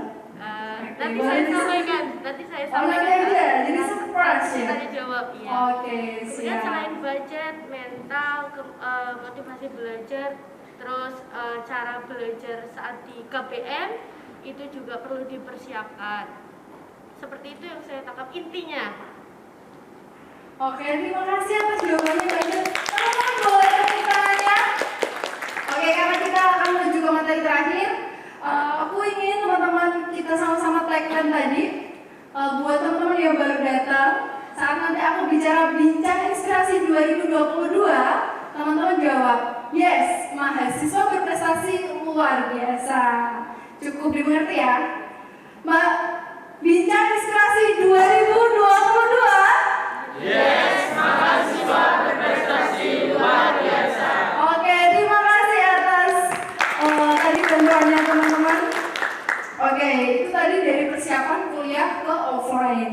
Sekarang aku ingin mengulik lagi pendapat dari Mawapres kita mengenai perpustakaan Unisula. Dari perpustakaan ini, apa sih yang bikin kalian betah atau semangat belajar di perpustakaan ini? Mungkin dimulai dari Kak Rama dulu, silakan. Oke, gini ya masuk ya. Tadi kan pertanyaannya apa sih kenapa kita bisa harus ke perpustakaan? Perpustakaan tuh bikin betah dan lain-lain. Nah ini persepsi pribadi ya aku ya tentang perpustakaan Unisula Library. Menurut gini, perpustakaan Unisula itu merupakan salah satu perpustakaan yang udah memakai teknologi yang lumayan canggih lah, mungkin seperti tadi barcode kode segala macam itu udah lumayan bagus tuh banget tuh. Nah terlebih fasilitasnya ternyata ada fasilitas ruang audiovisual juga, ada fasilitas yang sangat-sangat menunjang bagi kebutuhan setiap mahasiswa menurut saya. Dan walaupun saya kembali lagi orangnya nggak terlalu suka baca, tapi tempat ini wadah platform buat orang yang nggak cuma suka baca. Kamu pengen me time kesini, oke silakan. Kamu pengen kerja kelompok kesini silakan. Adem juga kan dan gratis yang terpenting. Yang penting di sini perpustakaan yang menurutku unggul ya adalah cara Unisula Library ini menciptakan pensuasanaan yang sungguh-sungguh cakep lah menurutku. Dan makanya mungkin setelah ini saya bisa balik lagi ke sini dan mungkin lumayan sering ya karena jujur udah lama nih nggak masuk ke sini. Tapi ternyata ke sini udah mulai banyak perbedaan, udah sangat-sangat nyaman. Dan intinya perpustakaan itu termasuk selain kita di sini hanya untuk me time, hanya kerja kelompok, mengerjakan tugas, Zoom meeting segala macam. Jangan lupa di sini juga banyak sekali buku atau daftar pustaka yang sangat-sangat penting karena kembali lagi membaca adalah ilmu, buku sebagai medianya. Kalau kalian baca tapi sumbernya nggak jelas ya sama aja. Tapi di sini lumayan banyak buku koleksi yang sangat-sangat ya amazing lah bisa dibilang. Jadi perpustakaan Unisula saya nilai keren banget lah mungkin. Wow, luar biasa dari Kak Rama. Dari Kak Diba sendiri seperti apa nih Kak? Kak Diba udah pernah nonton film di ruang audiovisual belum? Belum pernah, tapi waktu awal-awal aku maba aku pernah latihan debat di sini.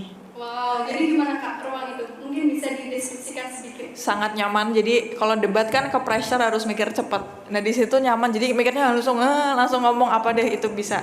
Terus dulu tuh aku waktu kan angkatan kita tuh pernah offline 2 semester ya. Sebelum pandemi melanda. Semester 1 2 itu kita kalau dulu aku terutama anak-anak psikologi itu suka kesini pas lagi ngerjain tugas. Lagi break, misalkan lagi nunggu, biasanya kan misalkan nih kelas jam 7 pagi selesai jam 9, terus nanti ada kelas lagi jam 1 siang kan sayang ya kalau pulang ke kos, apa males atau ada yang kosnya jauh atau ada yang ngontrak rumahnya jauh gitu. Jadi nanti kita mampir dulu ke perpus terus kita ngobrol-ngobrol di bagian bawah itu. Terus kita ngerjain tugas apa segala macem gitu. Terus Bener banget tadi yang kata Rama, referensi. Jadi biasanya nih kalau misalkan teman-teman offline itu tugasnya tuh kayak mungkin sekarang juga ada ya kayak tugasnya makalah dan lain sebagainya. Nah nanti dosen itu bakalan nggak tahu ya kayak gimana, tapi sepengalaman aku dosen tuh bakalan minta kalian tuh referensinya tuh bukan dari jurnal lagi tapi kayak udah buku gitu loh. Jadi perpustakaan tuh bantu banget buat nyari referensi tentang makalah-makalah kalian atau tugas-tugas paper kalian, karena dosen-dosen mintanya kayak ada buktinya kayak bukunya mana gitu kan, karena udah nggak online lagi kan. Kalau online mungkin masih dimaklumi ya kalau kita carinya di jurnal, tapi kan karena sekarang udah offline gitu, jadi teman-teman harus memperbanyak sumber-sumber atau referensi yang bisa dibaca kayak bukan online lagi tapi udah offline gitu, kayak teman-teman baca bukunya gitu. Terus abis itu aku suka banget di sini kamar mandinya, bersih banget. Sekarang bisa selfie di kamar mandinya karena bisa kayak cekrik kalian bisa kayak, soalnya itu bagus kamar mandinya, kayak interiornya tuh modern dan klasik gitu loh menurut aku. Jadi itu bagus kalau kalian mau mengganti foto profile Instagram atau WhatsApp kalian bisa tuh mirror selfie di kamar mandinya, tuh juga bagus banget. Kamar mandinya bersih, ruang audio visualnya, terus ada juga buat me time. Jadi teman-teman di situ ya. Iya Kak, itu ruang karel. Jadi buat teman-teman yang mau belajar individu, nggak mau terdistract sama orang lain, bisa banget nyewa ruang karel di staf perpustakaan di sana. Bener banget. Kalau misalkan mau ujian, teman-teman misalkan ujian jam 9 pagi, teman-teman bisa datang dulu jam 8 mau mengulik-ngulik materinya. Kan kalau nunggu di depan kelas kayak rame gitu kan, teman-teman bisa ke perpustakaan dulu. Dulu tuh aku tahu perpustakaan tuh agak telat juga, kayak udah semester 1 tengah-tengah gitu aku tuh baru tahu oh ternyata perpustakaannya bagus banget. Teman-temanku udah banyak yang kesini gitu loh. Terus kayak aku baru tahu oh ternyata wah bagus banget, kayak bisa buat nugas, ada AC-nya, dan yang terpenting itu adalah gratis ya kan. Gratis. Daripada di kafe mahal gitu, mendingan di sini. Bener. Ya gitu. Kalau pengalaman pribadi aku gitu, perpustakaan Unisula emang kalau aku menyoroti dari segi fasilitasnya kayak top banget.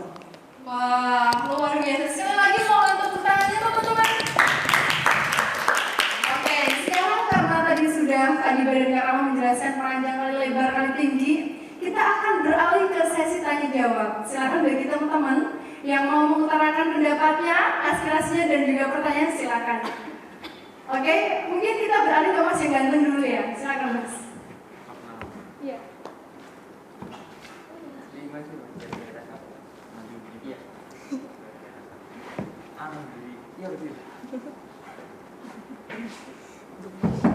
Tes. Assalamualaikum warahmatullahi wabarakatuh. Perkenalkan, nama saya Ananda Firistiawan dari Prodi Teknik Informatika. Mau bertanya nih Kak, khususnya Kak Diba. Kak Diba tadi kan ikut program ISMA ya. Nah itu tata cara dan syarat-syaratnya untuk mengikuti program itu dan benefit yang didapatkan dari program itu gimana Kak? Saya kayak tertarik gitu kan. Nah yang penting itu beasiswanya dapatnya itu gimana Kak? Terima kasih. Wassalamualaikum warahmatullahi wabarakatuh. Waalaikumsalam warahmatullahi wabarakatuh. Silakan Kak Diba langsung dijawab. Oke, Isma. Ya aku tuh belum banyak spill Isma. Mungkin nanti perpus bisa adain itu kayak acara tentang Isma. Boleh gitu. banget dong. Mungkin di pertemuan selanjutnya Kak. Boleh. Karena aku juga ngerasa mungkin aku ngerasa info-info ISMA di kampus kita tuh masih sedikit. Jadi aku tuh dibantu juga sama kantor urusan internasional OIA. Unisula itu ada kantor internasionalnya, dan aku juga sedikit banyak kayak cari-carinya di Instagram. Jadi ISMA itu program dari Kemenristek Dikti, dari pemerintah, khususnya Dinas Pendidikan Indonesia lah pokoknya. Nah itu nanti kita dikasih full funded, udah nggak usah ngeluarin uang apa-apa lagi, pokoknya kita dibiayain ke sana. Kecuali pembuatan paspornya ya, kita pakai uang sendiri, murah kok, nggak nyampe cuman 200-an apa 300-an aja. Tapi sisanya nanti tiket pesawat, PP pulang pergi tinggal di sana, terus makannya juga pokoknya udah deh, belajar aja udah di sana gitu. Jadi pendaftarannya itu yang pertama kita tuh harus tes bahasa Inggris dulu. Ini anak-anak 20 sama 21 bisa loh. Jadi yang bisa ikutan itu anak semester 4 sama semester 6. Semester 2 tahan dulu ya, prepare dulu aja gitu. Kalau semester 4 sama 6 tuh udah bisa boleh daftar. Nah yang pertama teman-teman tuh harus menyiapkan English Proficiency Test atau tes bahasa Inggris berupa berupa TOEFL. Tapi setahu aku TOEFL Unisula, kan teman-teman juga TOEFL di Unisula. Tapi setahu aku TOEFL Unisula itu belum bisa digunakan untuk mendaftar yang seperti itu karena belum ada sertifikasi apanya gitu. Jadi teman-teman silakan TOEFL atau IELTS atau Duolingo di luar. Nah kalau aku, karena aku kaum dengan berbudget tidak banyak, berbudget pas-pasan gitu, jadi aku pakainya Duolingo. Kamu cuma cukup bayar 700.000, itu tesnya di rumah online, tapi harus ada kamera dan lain sebagainya. Nanti kamu kayak lihat aja di websitenya, itu buat tes bahasa Inggrisnya. Nah, jadi setiap universitas di ISMA, jadi kita tuh milih kayak sistemnya tuh kayak SBMPTN. Kayak kita tuh milih 2 pilihan universitas. Waktu itu aku pilih pilihan satuku tuh Hanyang University di Korea, sama yang kedua tuh Universitas Sains Malaysia di Malaysia. Kenapa aku pilih itu? Karena jurusan-jurusannya aku pengen ada di situ gitu. Jadi nanti kita disuruh milih mata kuliah atau jurusan yang beda dari jurusan kita. Kalau teman-teman misalkan nirama teknik, daftar ISMA, itu nggak boleh ambil yang teknik lagi, tapi harus yang kayak misal sosial, psikologi, medical dan lain sebagainya gitu. Nah terus setelah milih, nanti di universitas itu kamu lihat dia English Proficiency Testnya skornya berapa minimal. Kalau di Hanyang University yang di Korea sama yang di Malaysia itu Duolingonya minimal 100. Nah, alhamdulillah aku di atas itu. Ya di atas itu lah ya kan bisa nge-apply gitu. Jadi di atas itu. Jadi aku apply ke situ. Aku apply, terus nanti ada seleksi berkasnya sama kayak Mapres, teman-teman. Nanti disuruh bikin isai, tapi nggak disuruh melampirkan sertifikat, cuman kayak nyebutin aja pernah ikutan apa aja, dan nanti isai teman-teman atau sertifikat yang teman-teman lampirkan itu bakalan di follow up atau ditanyain di wawancara. Jadi nanti ada interviewnya, tentu saja dalam bahasa Inggris. Kayak kamu gimana kok bisa ikutan PKM misalkan, kamu gimana kok bisa bikin jembatan, itu kamu kayak gimana gitu, nanti ditanyain gitu biasanya. Terus nanti setelah seleksi berkas, nah waktu seleksi, jadi setelah aku tuh di Unisula aja 7 orang yang daftar. Terus seleksi berkas itu yang lolos 2 orang, aku sama teman aku dari psikologi juga. Nah terus setelah pengumuman finalnya, alhamdulillah aku diterima gitu. Jadi dari Unisula aku diterima ke ISMA gitu. Tahun lalu tuh juga ada dari FBIK ya, namanya Kak Lolo, itu juga ke Malaysia juga, Universitas Kebangsaan Malaysia gitu. Jadi tahapannya itu sih, yang pertama paling penting English Proficiency Test, yang kedua adalah esai. Ini boleh kasih tips nggak kalau misalkan Boleh bisa, banget Mbak. misalkan teman-teman mau apply ISMA nih, terutama yang eager pengen kuliah di luar negeri, kalian pengen bikin esainya. Jadi esainya itu misalkan teman-teman punya pencapaian nih, punya prestasi, teman-teman tuh nggak boleh terlalu menyombongkan diri di esai, karena setahu aku yang dipilih sama pemerintah Indonesia pasti yang kepribadiannya bagus dong, karena kan kita mau mewakili Indonesia di sana ya kan. Jadi kalau anaknya nyebelin ya mohon maaf nih ya gitu. Jadi di esainya itu kalian tuh fokus, misalkan aku pernah menang top 10 NTU lomba jembatan di Semarang, di Singapura gitu misalkan. Nah itu teman-teman boleh sebutkan itu, tapi fokus ke prosesnya. Gimana sih prosesnya, teman-teman ceritain tuh di esainya kayak gimana. Jadi kayak mindset yang tadi Rama pegang tuh benar banget, kayak kita tuh fokus ke prosesnya bukan cuma hasilnya aja. Jadi ceritain tuh prosesnya gimana. Jadi kalian tuh lebih terkesan humble gitu di esainya, nggak yang aku pernah menang ini, aku pernah menang itu kan kayak sombong banget nih gitu kan. Jadi teman-teman harus fokus ke prosesnya kayak gimana di esainya. Terus nanti banyak kok teman-teman bakal dikasih kayak pertanyaannya apa untuk menjawab esai itu, kayak ceritakan obstacle atau tantangan yang kalian dapetin waktu kuliah. Terus kayak ceritakan keluarga kalian tuh kayak gimana, kayak kamu tuh anaknya berapa dan lain sebagainya gitu. Nanti ditanyain pas wawancara, basically kayak follow up dari esainya itu. Dan juga mungkin ada pertanyaan di luar esai itu, kayak misalkan waktu itu aku tuh ditanyain tuh sama bapak yang wawancarain aku kayak gini, nanti kalau kamu di Malaysia terus orang tua kamu meninggal kamu gimana gitu. Ada pertanyaan-pertanyaan kayak gitunya. Itu beneran buat kayak biar tahu nih pandangan kita kalau udah masuk ke Malaysia tuh kayak gimana, atau kayak ke negara yang kalian tuju tuh kayak gimana gitu. Terus kayak nanti juga ditanyain nanti kamu nanti di sana ngomong sama orang luar negerinya kayak gimana, mau engage atau mau berinteraksi sama orang luar negeri gimana, kalau kamu dicuekin kayak gimana, kalau kamu nggak itu gimana, nanti kayak ditanyain. Jadi kalian prepare dari sekarang, tapi teman-teman gak usah takut ya, beride atau berkreasilah seluas-luasnya gitu. Jadi kayak nggak usah takut gitu. Terus abis itu setelah wawancara itu nanti bakal ada tes narkoba juga. Kayak kita di tes narkoba, tes urin, terus harus nyiapin surat surat-surat kayak surat berperilakuan baik, apa sih itu, SKCK. Iya, SKCK dari Polri itu juga dilampirkan. Nah setelah berkasnya selesai, wawancara selesai, terus baru pengumuman final, dan alhamdulillah aku diterima di pilihan kedua aku di Malaysia gitu. Itu kalau misalkan teman-teman mau preparationnya, kalau aku tuh kemarin preparationnya sekitar 1 bulan kurang, karena dadakan banget gitu loh mau ikutan ISMA-nya gitu. Jadi boleh banget nih teman-teman kan udah tahu nih info ISMA, apalagi kalau misalkan dipersiapkan dari sekarang, insya Allah deh semoga masuk gitu ke universitas yang teman-teman pengen gitu tentang ISMA. Wow, teman-teman tepuk tangan boleh sekali lagi. Oke, terima kasih juga kepada Mas Adi yang sudah bertanya. Tadi Mas siapa Mas? Ferry. Mas Ferry, oke. Adakah yang mau bertanya lagi teman-teman? Oke, kita ke yang cantik-cantik dulu. Silakan Mbak.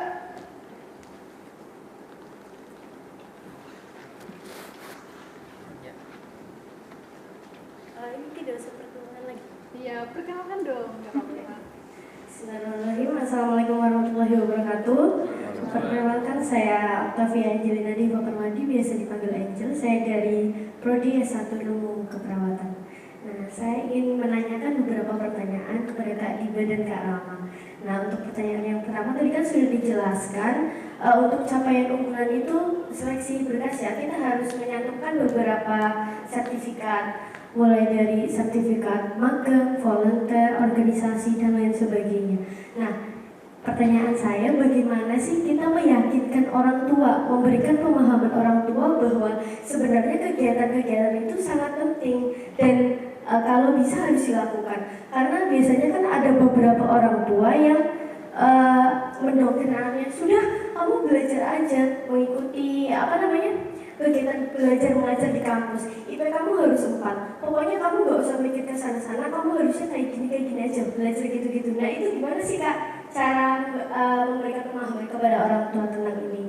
Kemudian yang kedua tadi kan Kak Rama menyampaikan ada motivasi dan ambisi. Nah Kak Rama sendiri itu kan lebih cenderung ke motivasi ya.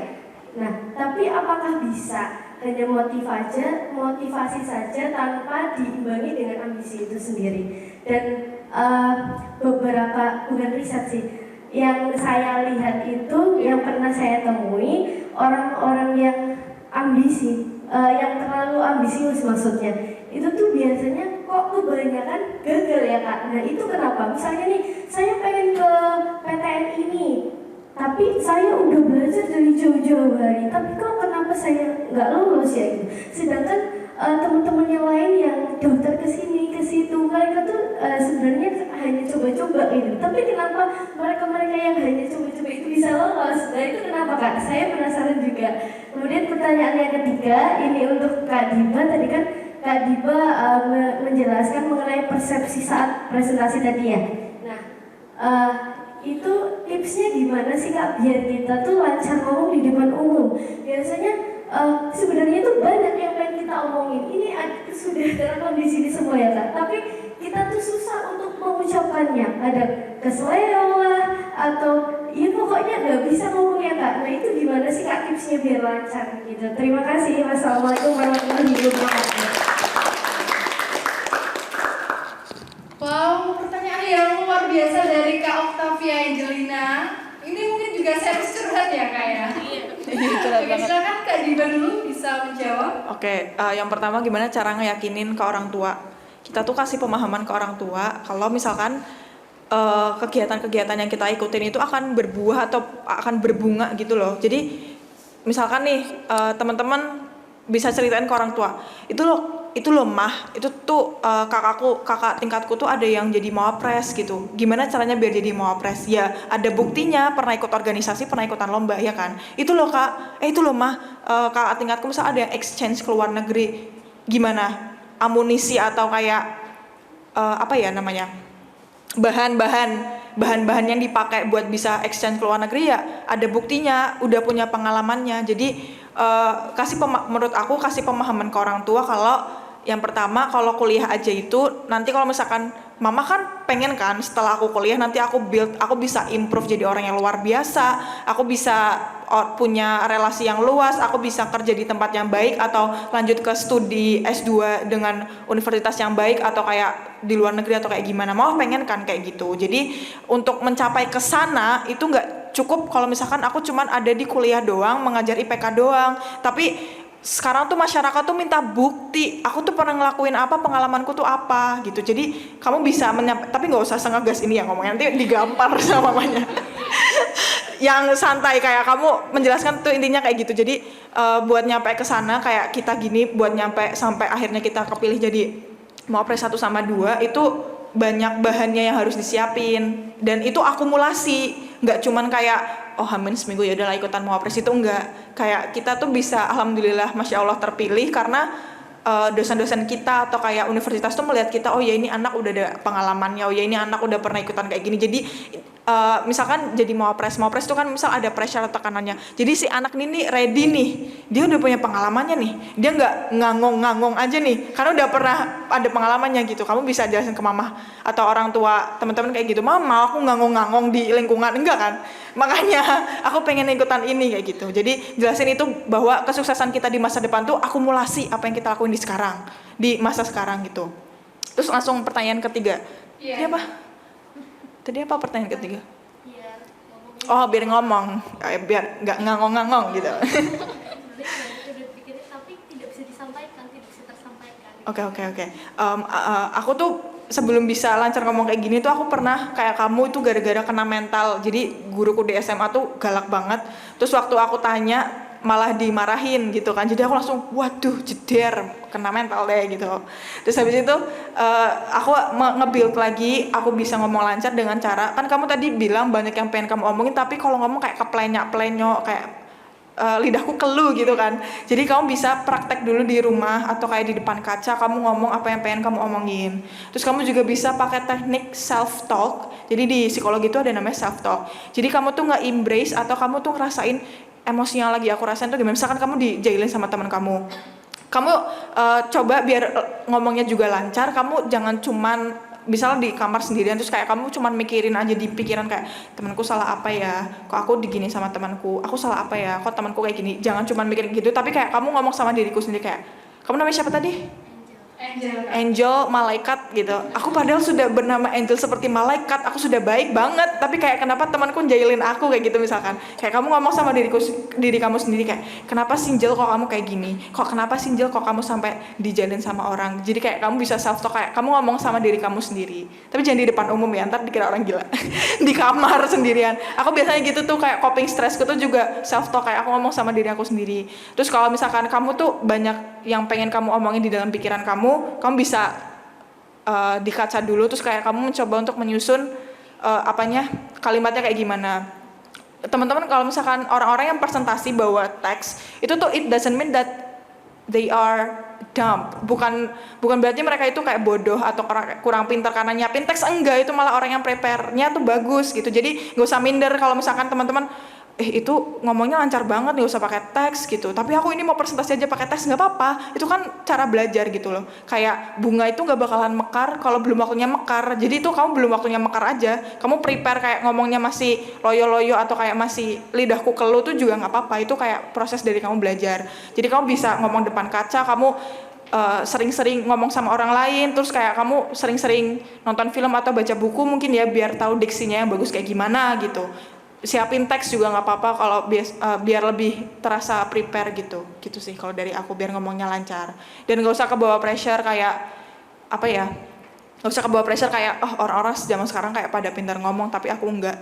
Ya udah nggak apa-apa, itu proses, nggak apa. Kamu jangan menyalahkan diri kamu sendiri gitu, kayak embrace yourself.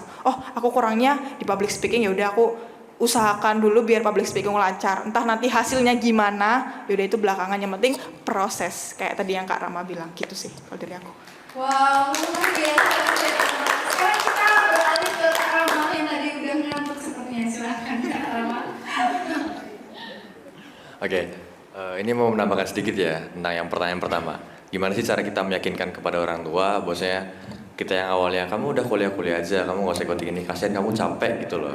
Ya kita bisa dengan cara yang pertama satu komunikasi dan ajaklah orang tua kita diskusi apa, maksudnya mah kita kasih semacam ya bukannya kita menggurui ya kepada orang tua kita ya, tapi paling enggak tukar sudut pandang lah. Kalau misalkan orang tua kita menyatakan itu sebagai sudut pandang mereka, artinya mereka generasi berapa, bukannya kita menyebut wah orang tua kita adalah generasi yang tua yang nggak tahu tentang medannya sekarang, tapi juga ajalah diskusi untuk apa, agar kita saling mengerti sudut pandang. Siapa tahu juga orang tua kita lebih ngerti, siapa tahu juga orang tua kita menyadarkan sadar bahwasanya anak kita lebih ngerti juga. Nah itu kan sama sekali hal yang bukan salah ya gitu. Kemudian sekali-kali juga compare, bandingkan diri kalian dengan orang lain itu sebagai bahan referensi. Mah atau apa bahwasanya itu anak ini pinter bisa ya mencapai target ini sekian karena apa, dia mulai proses yang sangat kuat mas, dan dia cara didikan orang tua seperti ini ya. Bukannya kita ngeblame ke orang tua bahwasanya kamu didiknya kita salah, bukan, enggak, tapi gimana cara biar kita balik lagi tukar persepsi, ada sudut pandang antara kita dan orang tua, tapi jangan sampai kita menyatakan diri kita adalah persepsi yang paling benar, jangan sampai seperti itu. Nah, untuk pertanyaan yang kedua terkait apa tadi ya? Antara motivasi dan ambisi ya. Oke. Tadi si Kak Angel tanya, kenapa sih aku lebih condong ke motivasi daripada ambisi? Oke, sebenarnya simpel. Motivasi tanpa ambisi masih bisa jalan, tapi ambisi tanpa motivasi percuma. Hasil nihil. Motivasi itu menuntunku ke arah proses, tapi ambisi orientasinya pada hasil. Takutnya seperti itu.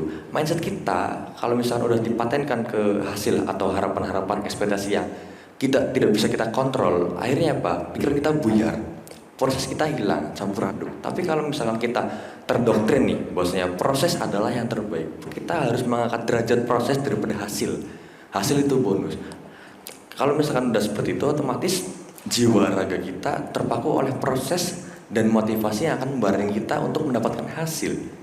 Ingat, hasil itu di akhir, tapi yang paling nikmat, yang paling kita mendapatkan poin, yang mendapatkan feeling adalah proses. Nah, jadi jawabannya sesimpel motivasi tanpa ambisi itu masih berjalan, tapi ambisi tanpa motivasi nihil. Itu karena ambisi identik dengan obsesi ya, bahwasanya orang yang terlalu berobsesi untuk menjadi ini, menjadi seperti itu. Alangkah baiknya dibarengi dengan motivasi. Tapi kalau misalkan motivasi dibarengi dengan ambisi, itu malah bagus, asalkan seimbang. Bahkan jangan sampai ambisi kita lebih tinggi dari motivasi kita. Yang terpenting, oke, seimbang nggak masalah, tapi angkatlah motivasi sedikit lebih tinggi daripada ambisi kita. Itu. Terus apa lagi ya kak? Sorry. Iya, kenapa kok orang yang terlalu Oke. Nah, biasanya kan kita banyaklah kasus seperti wah kok anak ini coba-coba iseng-iseng berhadiah kok malah berhasil, malah juara, malah ya beruntung gitu kan. Itu tergantung dengan sudut pandang kita. Sebenarnya kita kalau menyoroti hal yang serupa atau kasus yang satu nih, kasus tersebut, kita harus memakai dua sudut pandang secara objektif dan subjektif. Kalau misalkan secara objektif jelas orang itu beruntung ini, orang itu mungkin memakai orang dalam atau jin pelet atau misalkan apa. Tapi cobalah kita berpikir atau merasionalkan pikiran kita secara objektif. Oh mungkin walaupun mereka iseng-iseng, tapi di belakangnya mereka udah mempersiapkan secara matang. Kok anak ini main-main ya, sering main, sering cabut kemana, tapi kita belajar terus masih tetap gagal. Mungkin waktu belajar kita lebih banyak dari mereka, tapi produktivitasnya mereka lebih unggul.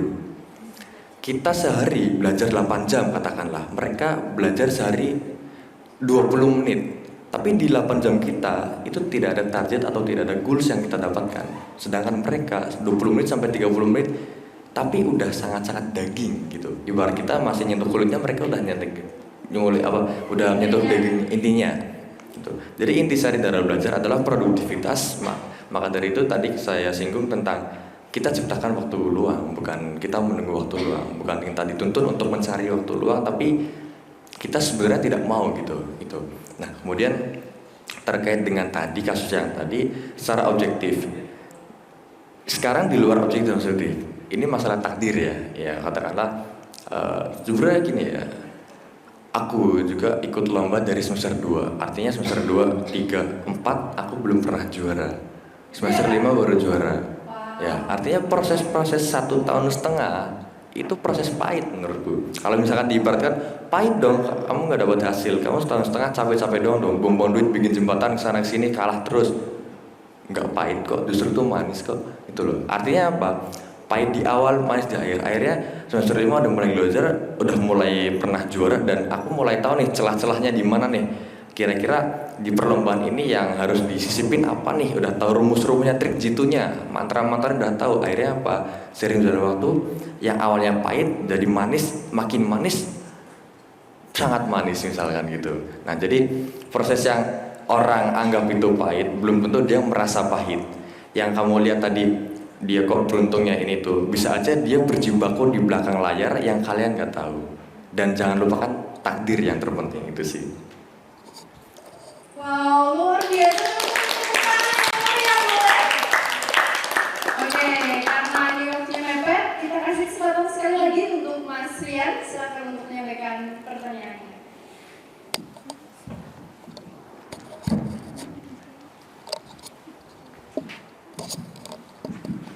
Assalamualaikum warahmatullahi wabarakatuh. Sebelumnya perkenalkan, nama saya Rian Setianto dari Fakultas Hukum.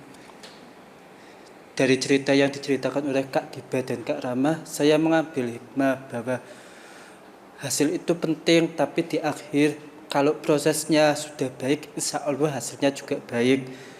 Yang ingin saya tanyakan kepada Kak Diba dan Kak Rama, kesuksesan itu kan tidak diraih dengan jalan yang lurus, pasti kan ada kegagalan kan. Nah itu orang yang sukses itu orang yang lahir dari kegagalan terus bangkit. Yang ingin saya tanyakan, saat Kak Diba dan Kak Farah belum mendapatkan hasil yang memuaskan, pastikan down. Itu cara bangkitnya gimana? Dan untuk selanjutnya saya ingin tanya, apresiasi apa yang Kak Diba lakukan dan Kak Rama lakukan untuk diri kakak sendiri supaya tidak cepat puas oleh hasil yang didapatkan sekarang. Terima kasih. Terima kasih atas pertanyaannya kalian. Silakan bisa langsung dijawab Kak Diba dan Kak Rama. Aku dulu. Boleh banget Kak. Oke. Oh ya, sebelum jawab pertanyaan yang tadi, aku mau nambahin yang tadi boleh nggak? Oh, dari Kak Angel? Iya. Oke, boleh. Kalau misal yang pertanyaan satu, aku masih kepikiran nih. Kalau misalkan orang tua kita rada kayak batu gitu, biasanya tuh orang tua tuh suka kalau misalkan organisasi yang kita ikutin tuh benar-benar daging dan ada outputnya. Jadi kalau bisa teman-teman kalau misalkan mau ikutan organisasi yang benar-benar ada outputnya, kayak misalkan, mah kalau misalkan ikutan ini nanti aku bisa, kan kadang ada ya kayak organisasi yang kalau misalkan nanti ikutan ini nanti bakal dijamin buat magang, nanti bisa buat magang, punya relasi kemana gitu. Kayak teman-teman bisa jelasin, mah di BEM ku tuh ada relasi loh ke PT ini atau di perusahaan ini, itu nanti bisa diambil dari situ. Kayak pilih organisasi atau kegiatan yang memang ada outputnya. Kalau misalkan in case kita punya orang tua yang kayak gitu ya mungkin mereka mengkhawatirkan kita, jadi kita kasih outputnya yang benar-benar ada. Mungkin mereka takut kita ikutan organisasi yang nggak ada, maksudnya cuma capek-capek aja tapi nggak ada intisari yang kita ambil gitu. Jadi kita juga berusaha buat cari dan mencoba buat menurunkan kekhawatiran orang tua kita itu gitu. Terus move ke pertanyaan yang ini, gimana caranya aku bangkit buat misalkan aku mengalami kegagalan. Jadi aku tuh sedikit cerita, aku tuh ikutan debat di SIC, itu ada departemen debatnya. Tahun kemarin tuh aku jadi ketua departemen debatnya. Aku jadi ketua dan aku tuh berarti udah belajar debat selama 3 tahun. Tapi believe it or not, aku nggak pernah menang 3 tahun nih sampai sekarang aku purna. Aku tuh nggak pernah menang loh di kompetisi di luar univ. Malah yang aku menangin kayak speech-nya, kayak debatnya malah nggak pernah yang literally aku pelajarin selama kurang lebih 3 tahun gitu. Aku nggak pernah menang. Tapi gimana caranya aku bangkit? Pasti ada perasaan kayak malu. Aduh, aku udah ketua departemennya nggak pernah menang. Atau kayak waktu itu pernah ada lomba di univ juga dan aku ikut dan ternyata yang juara satunya tuh bukan aku, kayak aku runner up dan juara satunya tuh orang lain yang nggak pernah ikutan klub debat. Kayak literally orang lain yang baru belajar hampir seminggu mau lomba debat terus dia menang juara satu. Itu ada temanku juga di psikologi, dia jadi juara satu gitu.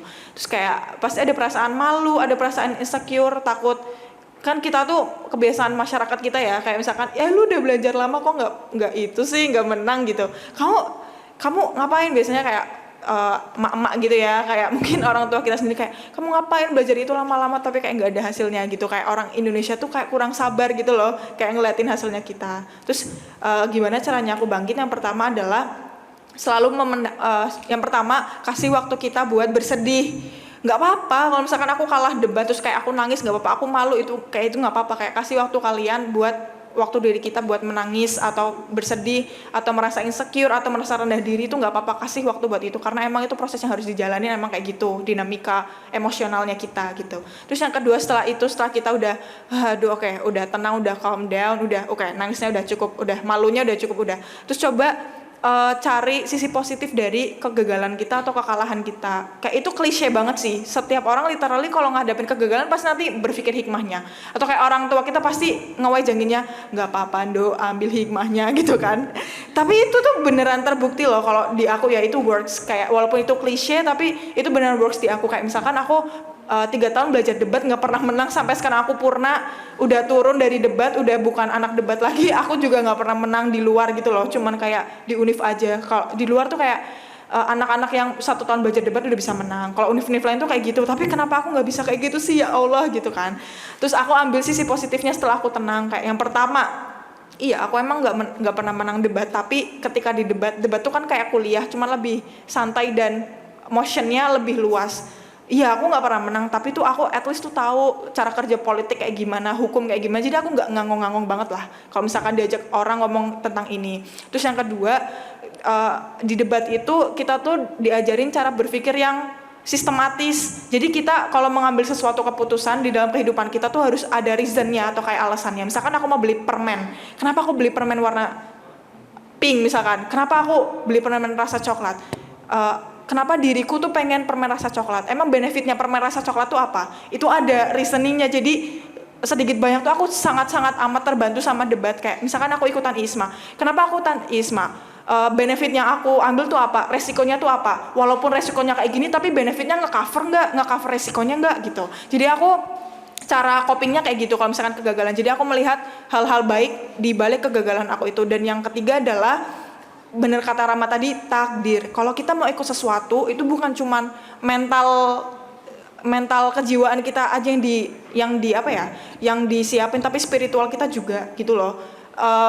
Banyak-banyakin doa sama Tuhan, dan kita tuh sadar bahwa kalau belum waktunya mekar ya nggak bakal mekar. Mau 3 tahun belajar debat, kalau Allah itu tidak menghendaki aku menang di debat, ya nggak bakal menang. Oh ternyata aku dapatnya di speech atau di ISMA, ternyata aku bisa lolos gitu loh. Jadi melihat sisi kebaikan itu. Terus pas lagi ngedown, pas lagi di era kegagalan itu kayak nggak pernah menang dan lain sebagainya tuh, aku tuh selalu mikir kayak pasti abis ini tuh bakal ada yang lebih baik, atau ya udahlah paling sedih ya udah gitu doang. Nanti abis itu ya udah bakalan lupa sama kegiatan kita, apalagi kayak kita mahasiswa kayak banyak tugas dan lain sebagainya, itu pasti bakalan lupa kok gitu. Jadi yang pertama, kalau bisa aku simpulin intinya yang tadi panjang sekali, yang pertama tuh embrace yourself, jangan denial. Ya udah kalau sedih ya udah sedih aja, kalau nangis ya udah tangisin aja nggak apa-apa, kalau malu ya udah rasain aja itu malunya gitu. Dan yang kedua, setelah semua itu tenang, kalian embrace, kalian tuh harus validasi emosi kalian sendiri. Kalau misalkan nangis tuh, ih kamu cengeng banget sih nangis, jangan kayak gitu, itu nggak mendukung diri kita sendiri. Kita tuh harus validasi, mau cowok mau cewek. Kadang-kadang nih cowok nih, kayak sekarang kan kayak toxic masculinity itu lagi tinggi ya, kayak cowok nangis dia cengeng gitu, kayak cowok sedih dia cengeng gitu kan, digituin. Nggak apa-apa, itu kalian tuh memvalidasi emosi kalian sendiri, itu kalian tuh sayang sama diri kalian sendiri gitu. Jadi itu embrace yourself, validasi emosi kalian tuh nggak apa-apa. Setelah tenang baru memikirkan sisi positif dari kegagalan kalian. Dan yang ketiga, yakin bahwa ini tuh adalah rencana Allah. Kalau belum matang ya nggak bakalan bisa dimakan, kalau belum waktunya mekar ya nggak bakal mekar. Jadi itu udah takdir Allah gitu. Jadi kalau buat aku banget tuh yang benar-benar menguatkan aku adalah tadi sih yang paling terakhir, yang nomor 3 itu kayak ya udah kalau misalkan belum waktunya debat ya belum menang ya udah bakalan diganti ke yang lainnya. Dan ternyata emang benar gitu loh, setelah kesulitan-kesulitan yang kita rasain, kepahitan yang kita rasain, ternyata ada juga buahnya. Sama kayak Rama tadi, semester berapa sampai berapa belum menang, ternyata semester 5-nya menang, langsung ngeborong kan, langsung di NTU, langsung di mana, langsung di Mawapres gitu kan. Jadi kayak pasti ada buah di balik itu. Yang penting jangan menyerah gitu loh, jangan give up ke tentang apa yang kita jalanin. Emang orang kalau mau berprestasi itu konsistensinya tuh benar-benar luar biasa diuji. Makanya kita pilih passion kita atau hobi kita yang kita sukain. At least kalau kita gagal kita masih suka di bidang itu gitu. Jadi itulah kita tuh harus konsistensi. Terus nanti tadi yang kedua apa? Apresiasi untuk diri sendiri. Oh iya, self appreciation. Yang pertama aku sangat suka, ini simple aja sih. Yang pertama aku suka self talk ya tadi, kayak aku ngevalidasi emosi sendiri, nggak apa-apa kalau sedih, nggak apa-apa kalau insecure, nggak apa-apa kalau minder, kayak gitu. Terus nanti yang kedua mungkin selain dari dalamku, luarku juga tak kuatin, kayak cerita-cerita sama orang. Aku tuh sangat terbantu kalau misalkan aku tukar pengalaman sama Rama, aku tuh sangat terbantu sekali misalkan dengar ceritanya Rama, kayak tadi bangun jembatan mahal, keluar uangnya banyak, itu aku sangat terbantu. Kayak aku ngerasa itu apa ya, kayak sebagai apresiasi buat aku juga gitu loh kalau misalkan dengerin cerita dari orang lain, karena aku dapat benefit dan ini Rama tuh problem solvingnya kayak gimana sih, dan itu jadi apresiasi buat aku sendiri, kayak aku bisa mencuri problem solvingnya Rama tuh kayak gimana gitu. Terus yang ketiga, aku suka banget sama makanan, sumpah. Kayak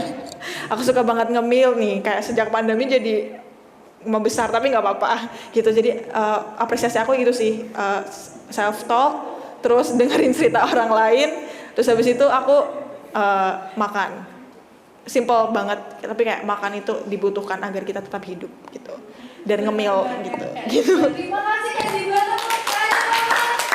Oke, sekarang ke Kak Rama yang dari tadi sudah senyum-senyum sampaikan oleh Emily, silahkan Kak Rama. Oke, sebelumnya ini ya, aku izin mention ke timku dulu ya, yang selama ini aku lomba jembatan dan juara-juara itu kebetulan 2 orang sini, kan satu tim 3 orang, datang semua tuh, ada Mas Tamam, saya Mas Tamam tuh all audience, silakan Mas Tamam, dan ini partner kolega juga yang perempuan dari Mbak Via juga, teknik sipil angkatan 2020. Iya, selamat datang di Bincang Inspirasi. Nah, jadi mungkin selama ini perjuangan aku juga dibarengi sama teman-teman Mas Tamam sama Mbak Via. Oke, lanjut menjawab pertanyaan Mas Rian tadi terkait dengan gimana sih cara kita bangkit dari keterpurukan. Justru dari kegagalan-kegagalan itu, misalkan kita dapat cibiran dari anak-anak, kayak misalkan kok kamu kalah terus sih, nggak capek apa gini, bang waktu, bang uang, buat apa ikut lomba nggak pernah menang kan gitu. Justru aku butuh kalimat cibiran seperti itu, aku butuh sanksi sosial yang seperti itu. Untuk apa? Untuk dorongan dalam diri agar aku terus berkarya, aku terus bermotivasi diri untuk mencapai juara. Bukannya aku berusaha untuk membungkam omongan mereka satu persatu. Wis ojo ngene lah, jangan gini. Aku sakit hati nih, aku dikatakan seperti ini, kamu teman bukan teman yang suportif nih. Enggak. Justru misalkan ada teman-teman aku yang terlalu suportif, dia terlalu fair, dia yang terlalu suci, aku marahin sering. Misal Mas Tamam nih atau siapalah teman kontrakan aku, kok kamu nggak pernah nyibir aku sih, aku kalah loh, tolonglah semprot aku biar aku kena gitu. Ya, bukannya aku bisa, daripada kita jadi orang yang baperan, mending kita yang menantang mereka biar mereka nyemprot kita. Artinya apa? Sebelum kita disemprot dan sakit hati, kita udah mau namain diri kita sendiri agar silakan semprotan apapun, aku nggak bakal tahan. Kalau misalkan ngena pun, itu malah jadi dorongan diri, motivasi untuk lebih berkarya, untuk lebih semangat nantinya. Nah, balik lagi kita yang namanya gagal itu, ada kan namanya banyak jalan menuju Roma ya. Banyak jalan menuju Roma. Artinya kita jangan menyamaratakan prosesku dengan prosesnya. Proses aku dengan prosesnya Mbak Kak Diba, proses aku dengan Kak Tika.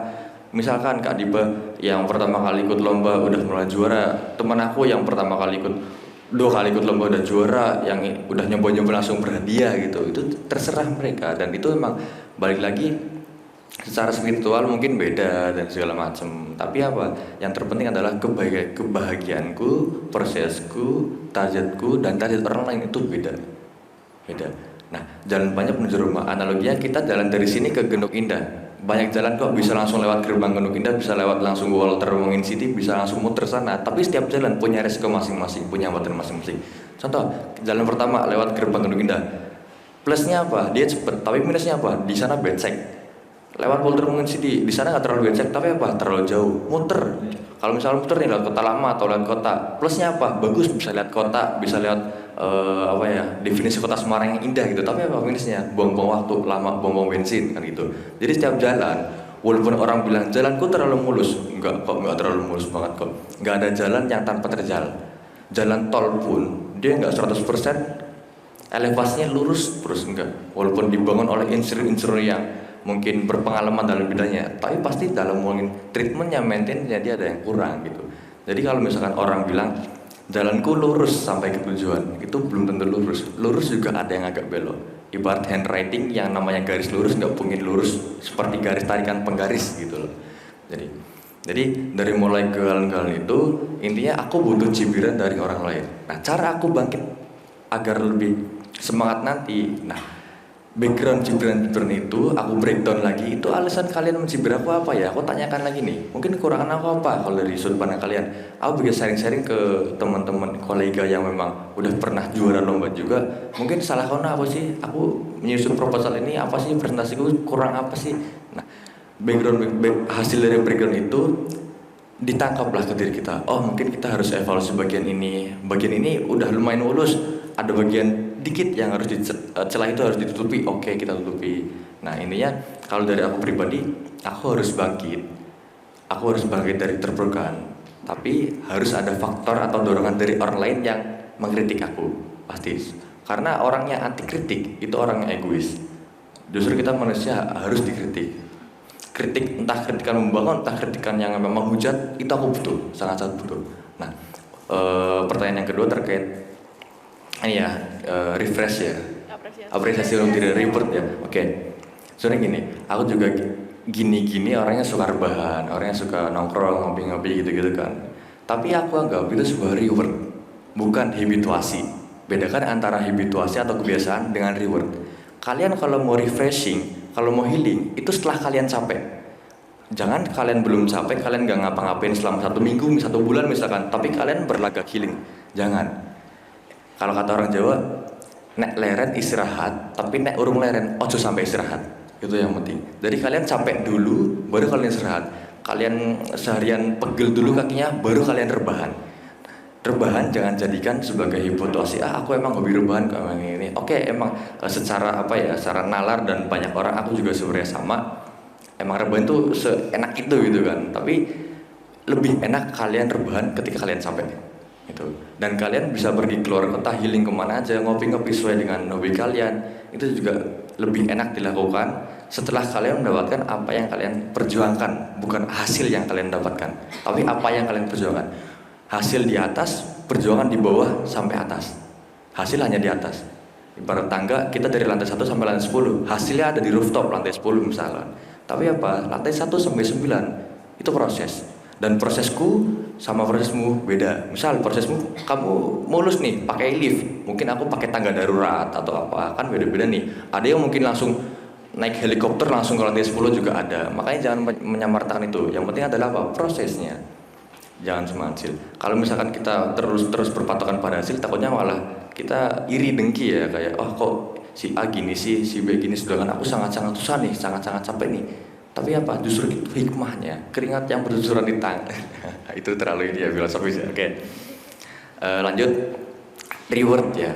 Justru ini kalau dari diri pribadi aku sendiri, aku orang yang suka ngopi. Sekecil-kecil waktu yang ada harus aku sisipin dengan hobi-hobi aku. Bahkan kegiatanku yang sekarang ini, misalkan banyak orang yang mungkin mengatakan hari ini aku produktif di sini. Aku anggap produktif, tapi setelah ini pasti aku nggak langsung pulang. Aku ke tempat mana, ya aku ngopi, aku ngobrol sama temen-temen.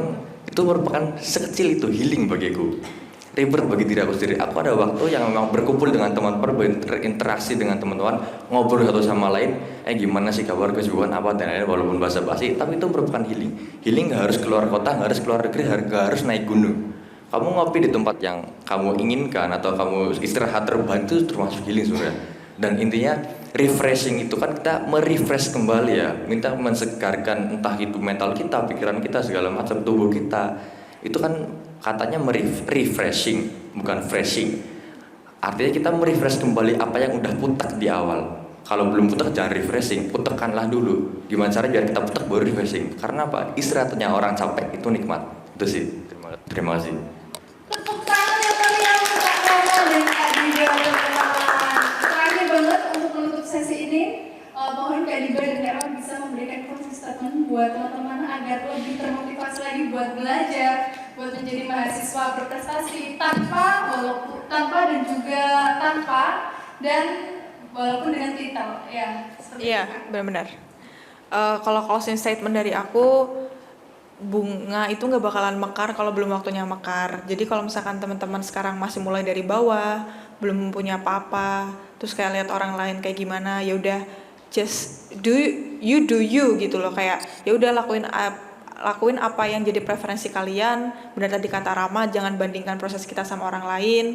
Kayak misalkan yang itu baru belajar sebentar udah menang, kayak aku belajar lama ternyata belum menang, mungkin dari situlah kita bisa ambil kayak introspeksi diri. Oh ya, mungkin aku 3 tahun itu kurang kondusif dan produktif, dia cuma 1 minggu ternyata kondusif dan produktif kayak gitu. Jadi sabar dan percaya bahwa Allah bakalan kasih sesuatu yang manis di akhir nanti. Pokoknya konsisten. Bunga itu nggak, kalian ingat deh kayak mindset kalian, bunga itu nggak bakal mekar kalau belum mekar. Kalau misalkan aku sekarang belum mekar, ya berarti memang belum matang, belum saatnya untuk mekar. Nanti pasti bunga itu bakalan mekar kok gitu. Kalau misalkan kita berusaha buat memupuk dan menyirami tanaman itu terus. Jadi kayak be confident, be consistent dengan apapun yang kita lakuin. Itu sih kalau mungkin dari aku.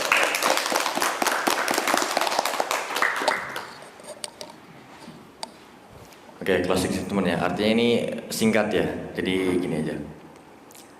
Kehidupan ataupun perkuliahan itu tidak memberi kita makna yang mutlak, tapi kita yang memaknai masa kuliah kita. Ya, artinya I do what I wanna do. Jangan kamu kerjakan sesuatu yang kalian nggak sukai. Kalian ingin, kalian kerjakan, kalian sampai. Yakin, usaha sampai. Insya Allah berkah. Terima kasih.